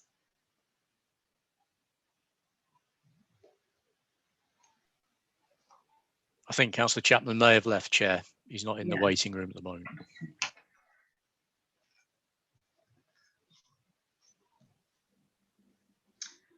Okay, right, we'll move on to item 13, Financial Management Code. I take it'll be Karen. It is, thank you, Chair. Yep. This is another report for noting, but I wanted to bring it to members' attention because the Financial Management Code is an important tool that should give members some assurance relating to arrangements for financial management and for financial sustainability. For the first time, it actually sets out explicit standards of financial management that CITFA expects local authorities to meet by the end of 21-22. It comes against a backdrop of local authorities facing a fall in funding while also seeing increasing demands. And this is especially the case for local authorities that have social care. It's also been influenced by events elsewhere. You might remember the problems that Northamptonshire Council had. And an inspection report there found that the failures were not due to a lack of funding, but they were the result of poor management, a lack of budgetary control, and a culture which discouraged challenge. So the standards set out in this new Financial Management Code aim to avoid such events from recurring elsewhere. The code applies to all local authorities, including police and fire authorities. Originally, the authorities were expected to comply with the code by the end of March this year, but CITFA recently recognised the impact of the pandemic, and they now say that the year 2021-22 can be used as a direction of travel, and I take that to mean that they expect full compliance by the annual audit. I've carried out an assessment against each of the standards, looking at our own arrangements. And as shown in the report, there are 6 standards that I don't think we fully meet at the moment. However, I'm confident that we will be fully compliant by 31st of March 2022. And the tables in Appendix 2 show the actions that I think are needed to achieve full compliance. And we'll be working on those throughout the next financial year. In future, an annual report will be brought to this committee alongside the statement of accounts so that you can make sure each year that we're being fully compliant. Thank you. Thank you, Karen, for that. again, as we have put on it, it is to be noted, but are there any questions from any members upon this?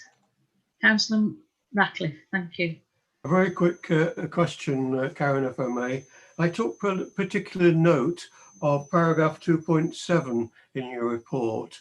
It interested me because your comment about a more objective financial resilience assessment being carried out by peers from different authorities, of course, sounded remarkably like the peer reviews that we entered into.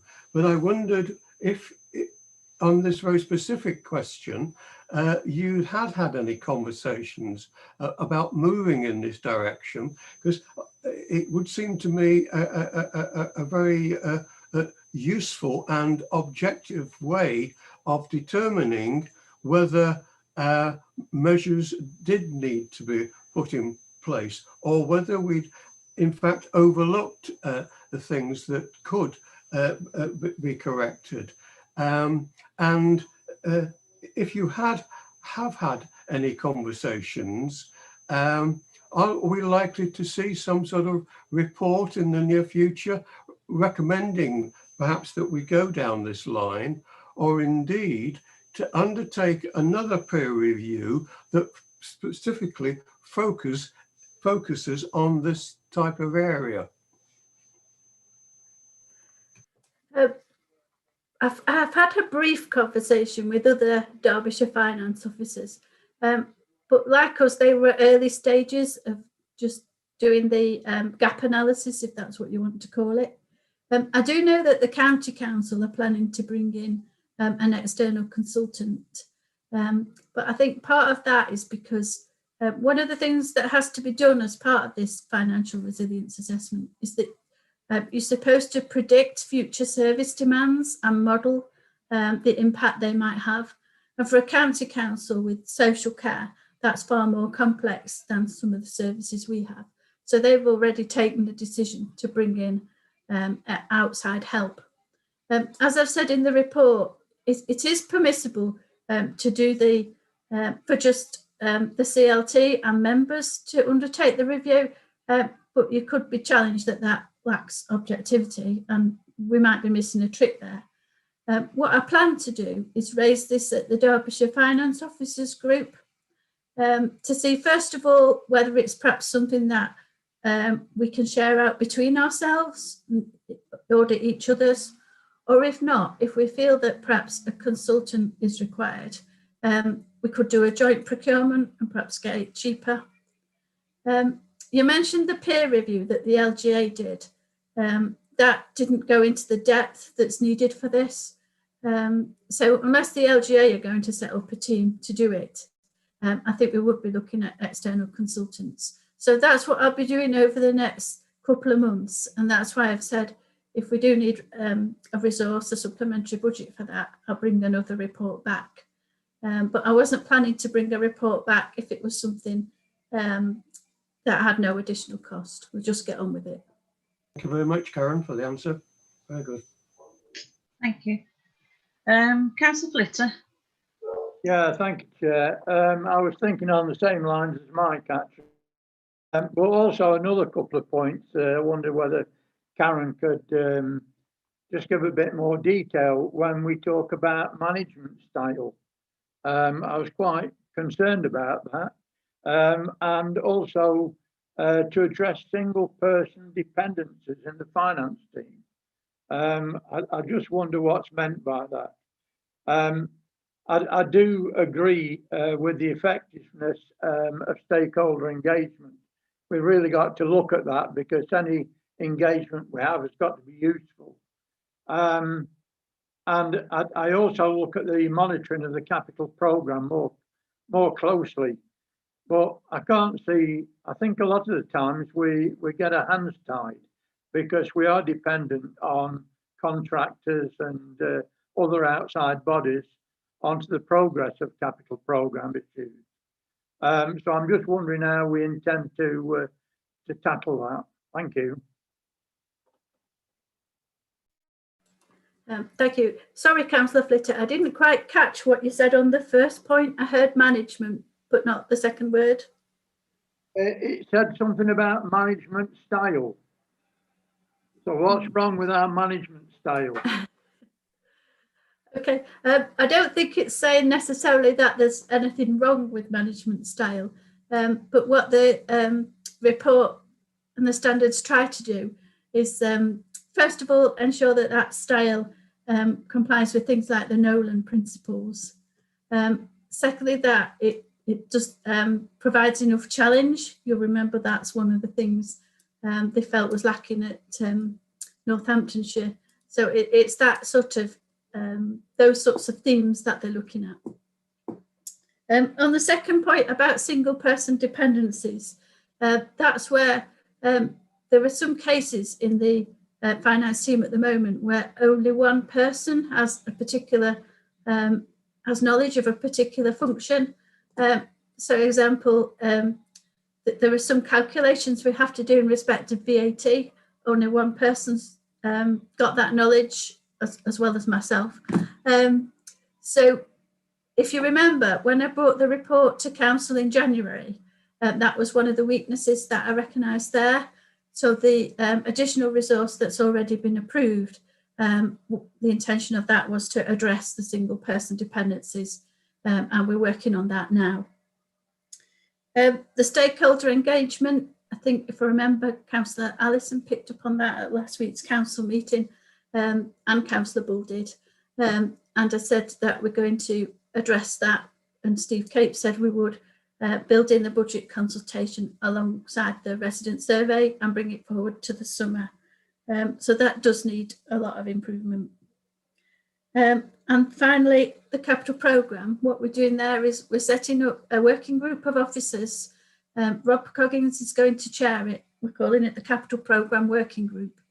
They're currently working on the terms of reference, but what's already been agreed is that that group will assess new bids that are coming forward for inclusion in the capital programme, and they'll also meet monthly to assess progress on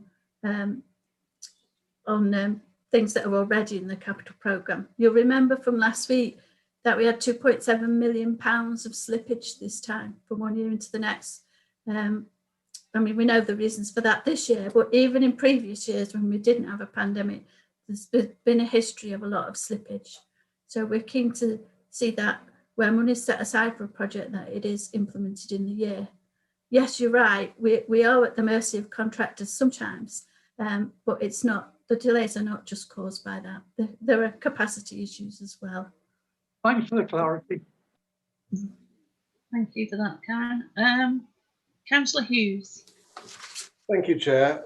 Karen, I got to this part of the agenda over the last couple of days, and having been through the internal audit, the external audit, the risk assessment, I wondered, was this necessary?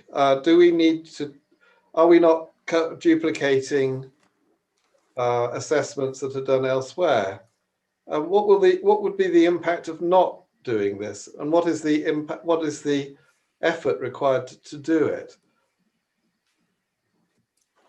I'd answer that by saying, SITFA think it's necessary because of what happened at Northamptonshire. They had external auditors, and the external auditors never picked up that these kind of things might happen. That I don't know why they didn't, but the fact is that they didn't, and that's why SITFA has seen fit to bring in this code. In terms of the impact of not doing it, SITFA require all members, including me, to comply with the code. So it's me personally that would see the sanction perhaps more than the council. And in any event, I think it is a good idea. It's taken me and the internal auditor a couple of days to do it, but this was the first time we had to set up the framework and everything. I think after that, it won't be such a big job. And I kind of endorse the standards anyway, that they are things we should be doing in most cases. And you as members, it's giving you that assurance that things are as they should be. Because before you had no reference point to know whether our financial management was good, bad or indifferent, you know, whereas now you have. Thank you for that, Carol. Okay, thank you. Okay, I don't believe I've got anybody else for any more questions, so I'd like to move to debate or move to somebody moving the noting of this actual report. Move the recommendations, Chair. I'll second that, Chair. Oh, Councillor Flitter. So Councillor Swindle has moved it and Councillor Flitter has seconded it.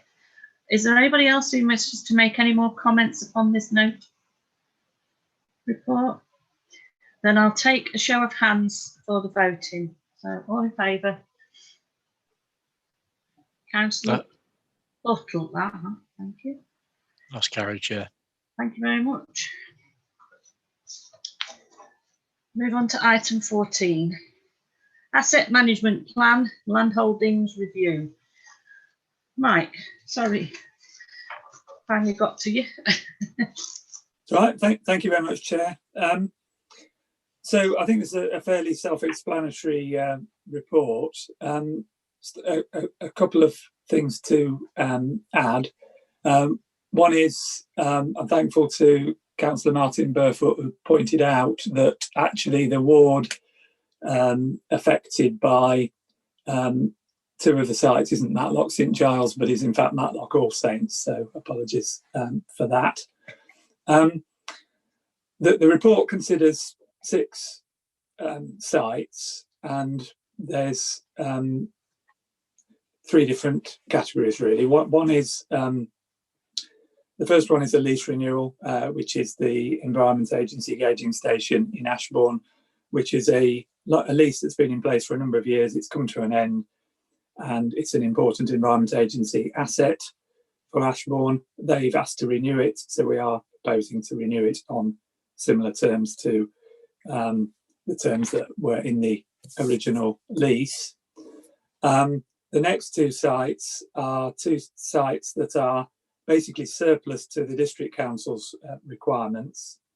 One is an area of woodland and the other is a former public conveniences and a bit of car parking land, which is no longer in the car parking order. And we're proposing to offer those for sale by public auction.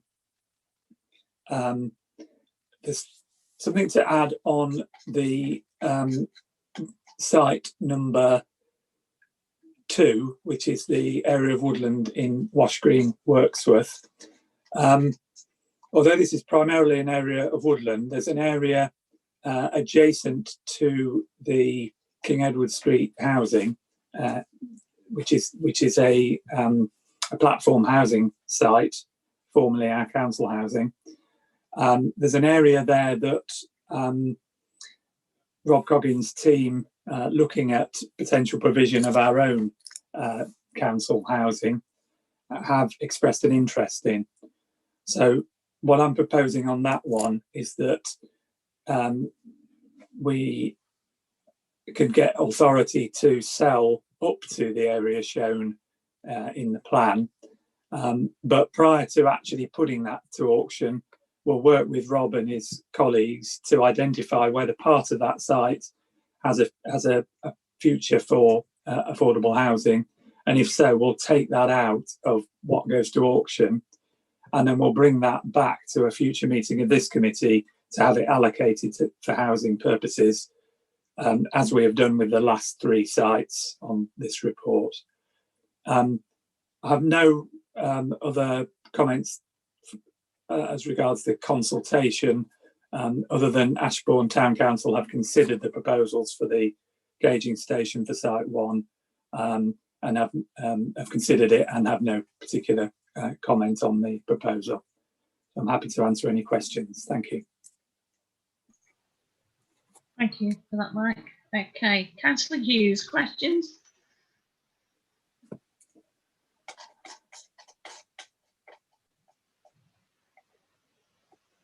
Councillor Hughes, you're on mute. Sorry. Sorry, I must have pressed my cursor twice. Yeah, I've got 1 or possibly 2 questions, and it's concerning the categories.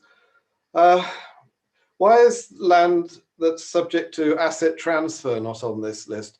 There are two sites that I know of in my ward, indeed. One in Starkholmes, where an asset transfer to Matlock Town Council is underway, and one in Starkholmes, where I understand an asset transfer, one in Tansley, where an asset transfer to Tansley Parish is underway. And those I would have thought would be important to note. And the other then is the Nabhall Lane site in Tansley, which is subject to some ownership dispute with Tansley Parish Council, and therefore, if we're looking at management of assets, that's quite critical. I'd be grateful for a comment on those 2 points, really. Mike. Yes, thank you, Chair. So the two sites that Councillor Hughes was referring to at the start of his question, if I've got the correct sites, please correct me if I haven't. The one in Tansley that's a community asset transfer has been to the appropriate committee before, whereas this report is looking at sites that haven't been considered before and proposing a future course of action. The Tansley site has been to committee before as a community asset transfer and was approved as such, but there was with that site some title complications that have taken quite a long time to resolve, and it still hasn't completed yet. It's in the process of completing, but it has already been before the relevant policy committee to have the decision to actually do the community asset transfer. The second one in Starkholmes, I think, in Matlock, is one again that has been to the appropriate policy committee before for approval, and we are working through that process at the moment, which in fact with that one it involves about 6 different property and legal transactions to go through, including the involvement of the land registry, and we are working through that process at the moment, but it is quite a long process, so that continues to happen. But both of those sites have been to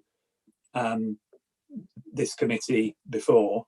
The Nabhall Lane site, as I've said in the introduction to this report, this is one of a number of reports that will come to this committee in the future, talking about issues under the asset management plan. So at the appropriate time, sites such as Nabhall Lane and other sites may well come in a similar report, but this report at the moment is just concerning these 6 sites that haven't been reported formally before.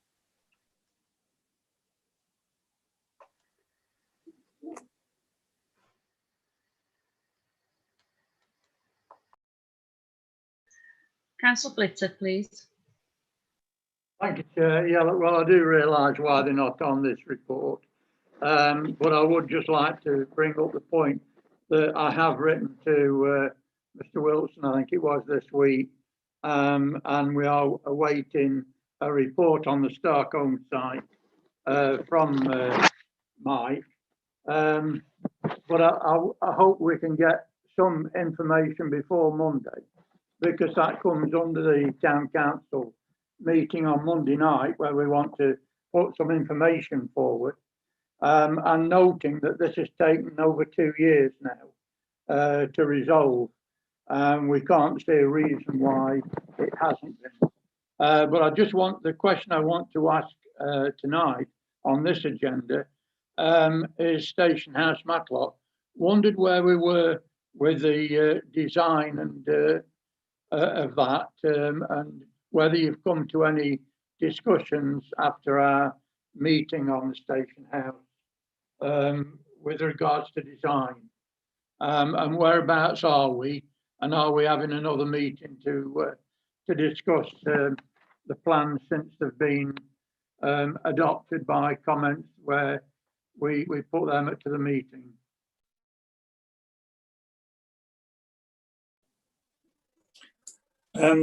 Thank you, Chair. So just to pick up on the first point about the Starkholmes site, I'm aware of that query, Councillor Flitter, and in fact I'm partway through drafting a reply to it, which you will have tomorrow, so ahead of the weekend.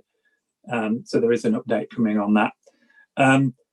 The Station House.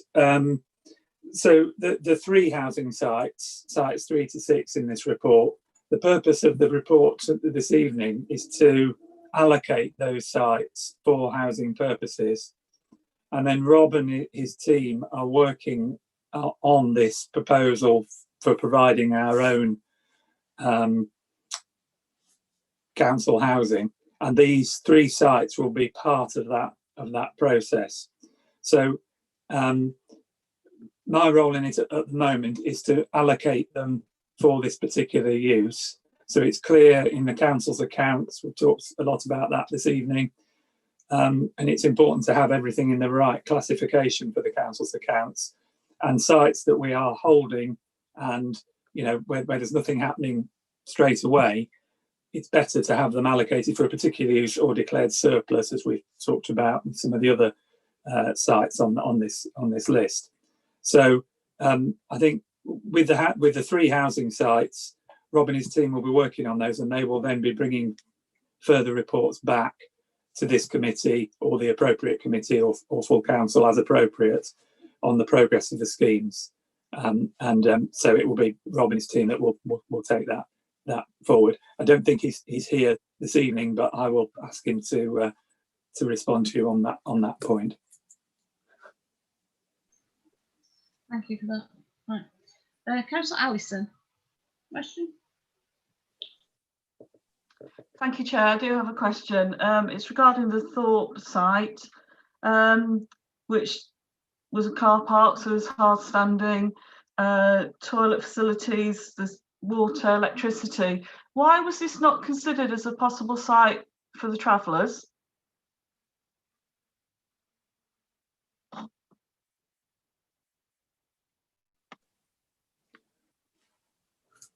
I can't answer that direct question in terms of all of our sites that were available. I suppose were considered by the consultants that produced the report, and a number of sites were suggested and taken forward, and those were the sites that came before the committee. So they were certainly aware of this site, as any other available sites that we had in our ownership, and obviously they looked at sites wider than that. I don't know whether Tim may wish to add anything to that. I suppose that at the time the search was being undertaken, this was an operational site used for something else. It's only now that it's being declared as surplus, or potentially being declared as surplus. That would be the answer to that direct question, Councillor Allison. So is it a site that could be considered now? We can certainly look at it as a potential site. Yeah, I mean, I won't comment on the merits or not of it because that would be wrong to do at this time, but we can certainly look at it. Okay, thank you. Councillor Slack. Thank you, Chair. Mike, in regard to the Wash Green King Edward site, has Rob Cobbins' team indicated how many dwellings we would get on this piece of land, or is it too early to tell yet?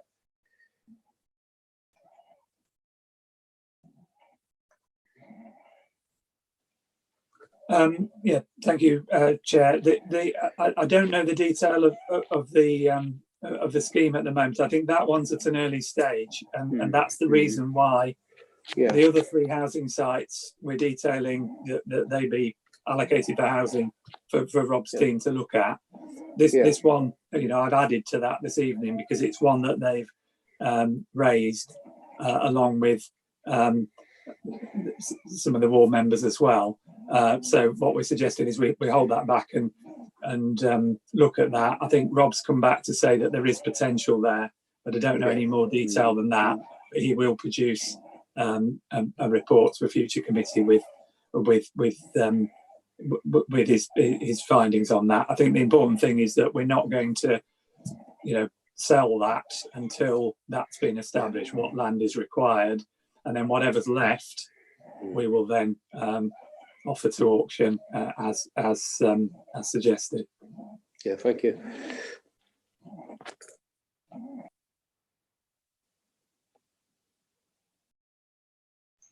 Councillor Buckley.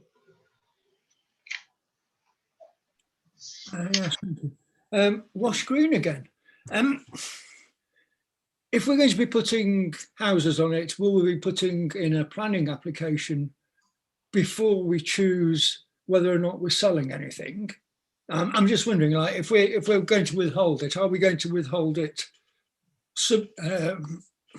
in anticipation of getting planning, or are we going to sell it in? Maybe I should start this sentence again. The Wash Green one, will we be wanting to sell it before we've got planning permission for Rob's council houses? Yeah, if I may, Chair, I think it's a balance here between we don't want to keep hold of land long term that will become a maintenance liability, but we also don't want to sell a site that may have potential for our own corporate aims and objectives, and that's why Rob's team is looking at this site. So I think what it would be a case of is looking at the timescales for that, maybe selling once we define the area that might be required, we may sell the woodland as one lot and allocate that site for housing, the remaining land.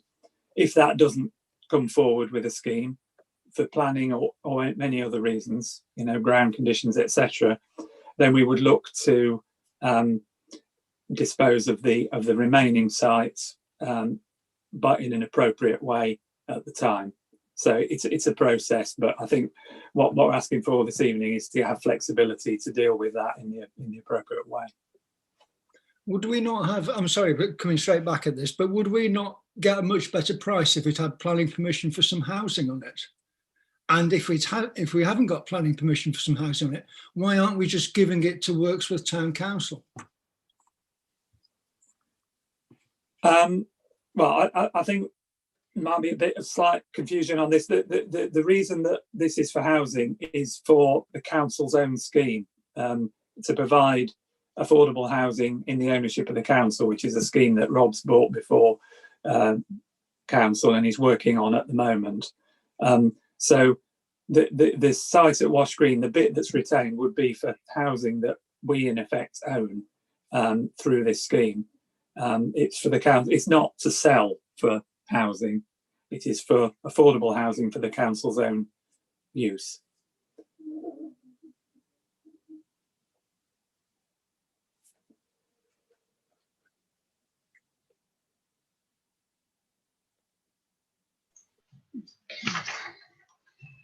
Right, okay.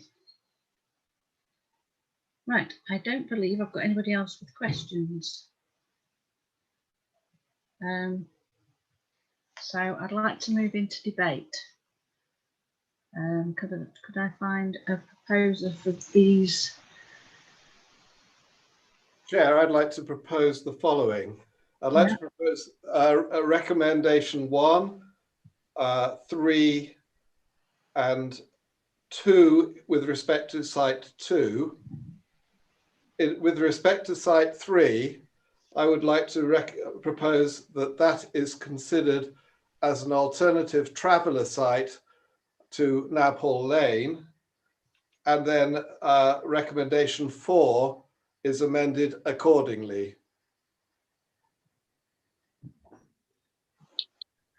Chair, point of order. Thank you, Councillor Purdy. Yes, thank you. I mean, I'll be happy to take advice from officers, but my understanding is that given that there's been a council decision on Nabhall Lane, I don't think that we can undo that decision. I'm not saying we can't look at other sites, as Mr. Braun has said, but I'm going on the recollection of what has gone before, that when a council decision is made, it's made. But I'm happy to hear officers' advice on that. Chair, can I come in there? The recommendation was to take Nabhall Lane forward. It wasn't that it was going to be the traveller and a gypsy and traveller site. There were various other things that needed to be done, For example, it needs to be a budget needs to be determined, and it needs to get planning permission. And those two things haven't happened. We can take forward another site as well if that it doesn't. The original motion did not declare that Nabhall Lane was the only site that could be taken forward. Only that out of that list of sites, that was the site that was going to be taken forward. Therefore, I believe that we can consider the site in Crouch that Councillor Allison asked about as an alternative to Nabhall Lane, and indeed it should be to be for proper use of council resources. Thank you. Thank you, Councillor Hughes. I understand your point, and we will go to the officers to ask this particular question. Chair, perhaps it would be helpful if I come in first from a procedural point of view. So that Councillor Purdy's queried whether it's possible to do this. We have a council decision in respect of taking forward Nabhall Lane. As Councillor Hughes has said, that doesn't prohibit the council from looking at other sites in future, or if it is determined to do so now. However, my view would be that that would need to be a council decision. So if this committee wished to pursue that, they would have to recommend that course of action to council for council to consider. But I don't believe that this committee can make that decision at the moment. They can make a recommendation to council should members be supportive of that. So that's the procedural side of things, Chair. So as I see that then, James, taking point 1, point 2, could we actually state taking site 3 out for the chance for it to be re-looked at as regards whether it was a possibility to go anywhere else, but not to determine what it would be used for, nor change any discussions about other areas that are actually on this agenda? Would that be suffice? Yeah, that would be fine, Chair, yeah. Does that come into what you're trying to say then, Councillor Hughes? I think it does. I would prefer it to be that we were recommending. Yeah, well, I'm not. Yeah, okay, but obviously you've just heard from the. If we can't do that, then I will accept James's suggestion that it is brought as a separate motion to the full council. Thank you. Yeah. Okay. So upon that, I'm going to take that you have actually proposed that we take recommendation 1 as is. Recommendation 2 is only accepting, we're not accepting recommendation 2, we will just go for site 2. And recommendation 3 and 4, and obviously the change in the wording on site 2. Do I find that as acceptable, and is there a seconder? I'll second that, Chair. I believe it is right that we can add the decisions. We're not making a decision on that tonight, but we should be able to go back, do some investigation and see what's the best outcome from the council. So I'll second that. Okay, thank you. Right, so that is the proposal. So now we will go into debate. Do I have anybody wishing to make any more comments? Councillor? Chair, I think Councillor Purdy's got his hand up. Yeah, sorry, I was looking for him and I've lost him. Councillor Purdy, sorry. It's an old hand, Chair. I'll wait to see how the vote goes. Okay. Councillor Donnelly. Yeah, just a comment, Chair, which I'd like to make regarding the Thorpe site. Perhaps somebody to correct me here, but in my thinking, I believe that site is in the Big Park. Am I correct? Yeah, that's my understanding, Chair. Yeah. Yes, thank you. Okay. Anybody else wishing? Councillor Fletcher, did you want to come back in? Well, just clarification on what Councillor Donnelly has said. We've seen on the chat boxes that, you know, that may be the case. If it is the case, then it comes back at a later stage. We're not asking for anything else, but for an investigation. Chair, can I come in, please? I'm responsible for putting an answer back to Councillor Allison that looking at the map, provisionally I've just looked, I thought it's probably out, but it needs definitive answer, and I did put that, it needs a definitive answer. So if it is in the Peak Park, my understanding has been for a long time that travellers cannot be placed in the Peak Park. I don't know the reason for that. I've just known that's been a statement over many years. So there must be a definitive answer for that, and that needs investigating as well. Thank you. Can I just come back on that? In that aspect, can I come back on that? Yes, just a second, thank you. Can somebody tell me why? Thank you. Can we just wait? Excuse me, I will let you in a minute. Thank you. There's no need to shout. No, I'm sorry. Just wait, please. Right, thank you.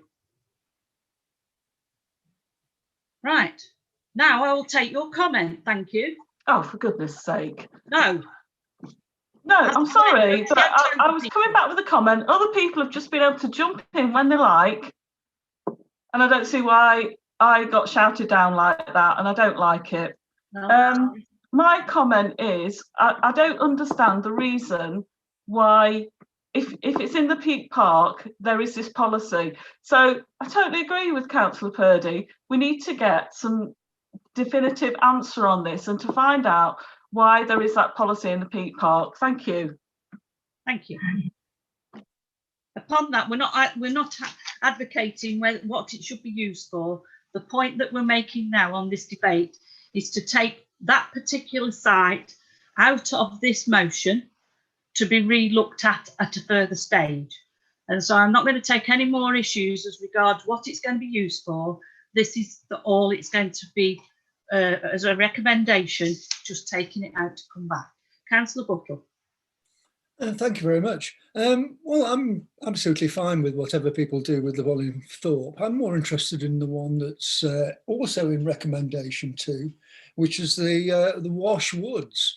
And there's not enough detail in that for me either. So I'm definitely going to support Councillor Hughes's amendment or suggestion. Thank you. Thank you. I think in clarification upon that, we weren't taking the whole recommendation 2 out. It was just site 3 out. Have I got that right? Thank you, James. Are we into that recommendation? Can you just clarify that? Yes, I believe that's correct, yeah.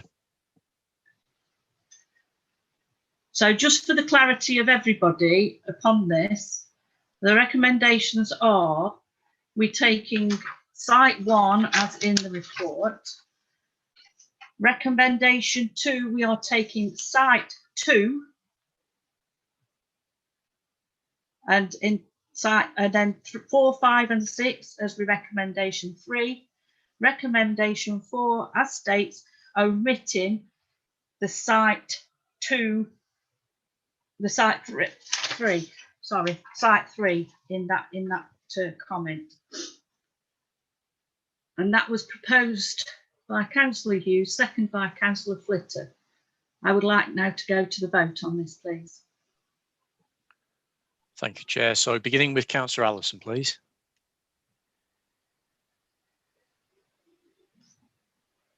Abstain. Thank you. Councillor Bull. 4.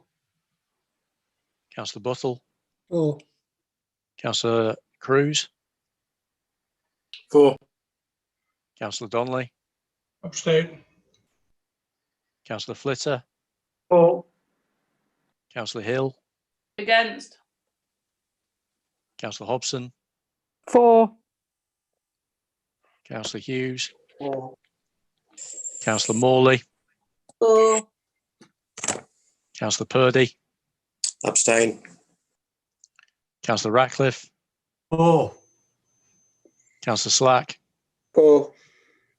Councillor Sutton. Abstain. Councillor Swindle. 4. That's carried, Chair.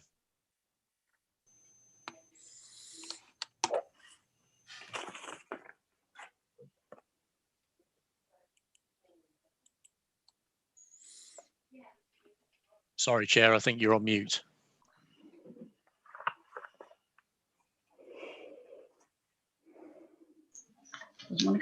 Right, sorry about that. Right, item 15, we've got to exclude press due to the next item 16. So at this point, I need to have a vote on excluding the press and public because of item 16 in accordance with paragraph 1 and 2 of the Schedule 12A for the Local Government Act 1972 on the grounds that we may be disclosing personal information. Do I find Chair. I'll move, Chair. Propose and second. Can we find a seconder for that? Show of hands, please. Sorry. That's carried, Chair. Thank you. I'll wait a couple of seconds in case we have anybody there that shouldn't be there.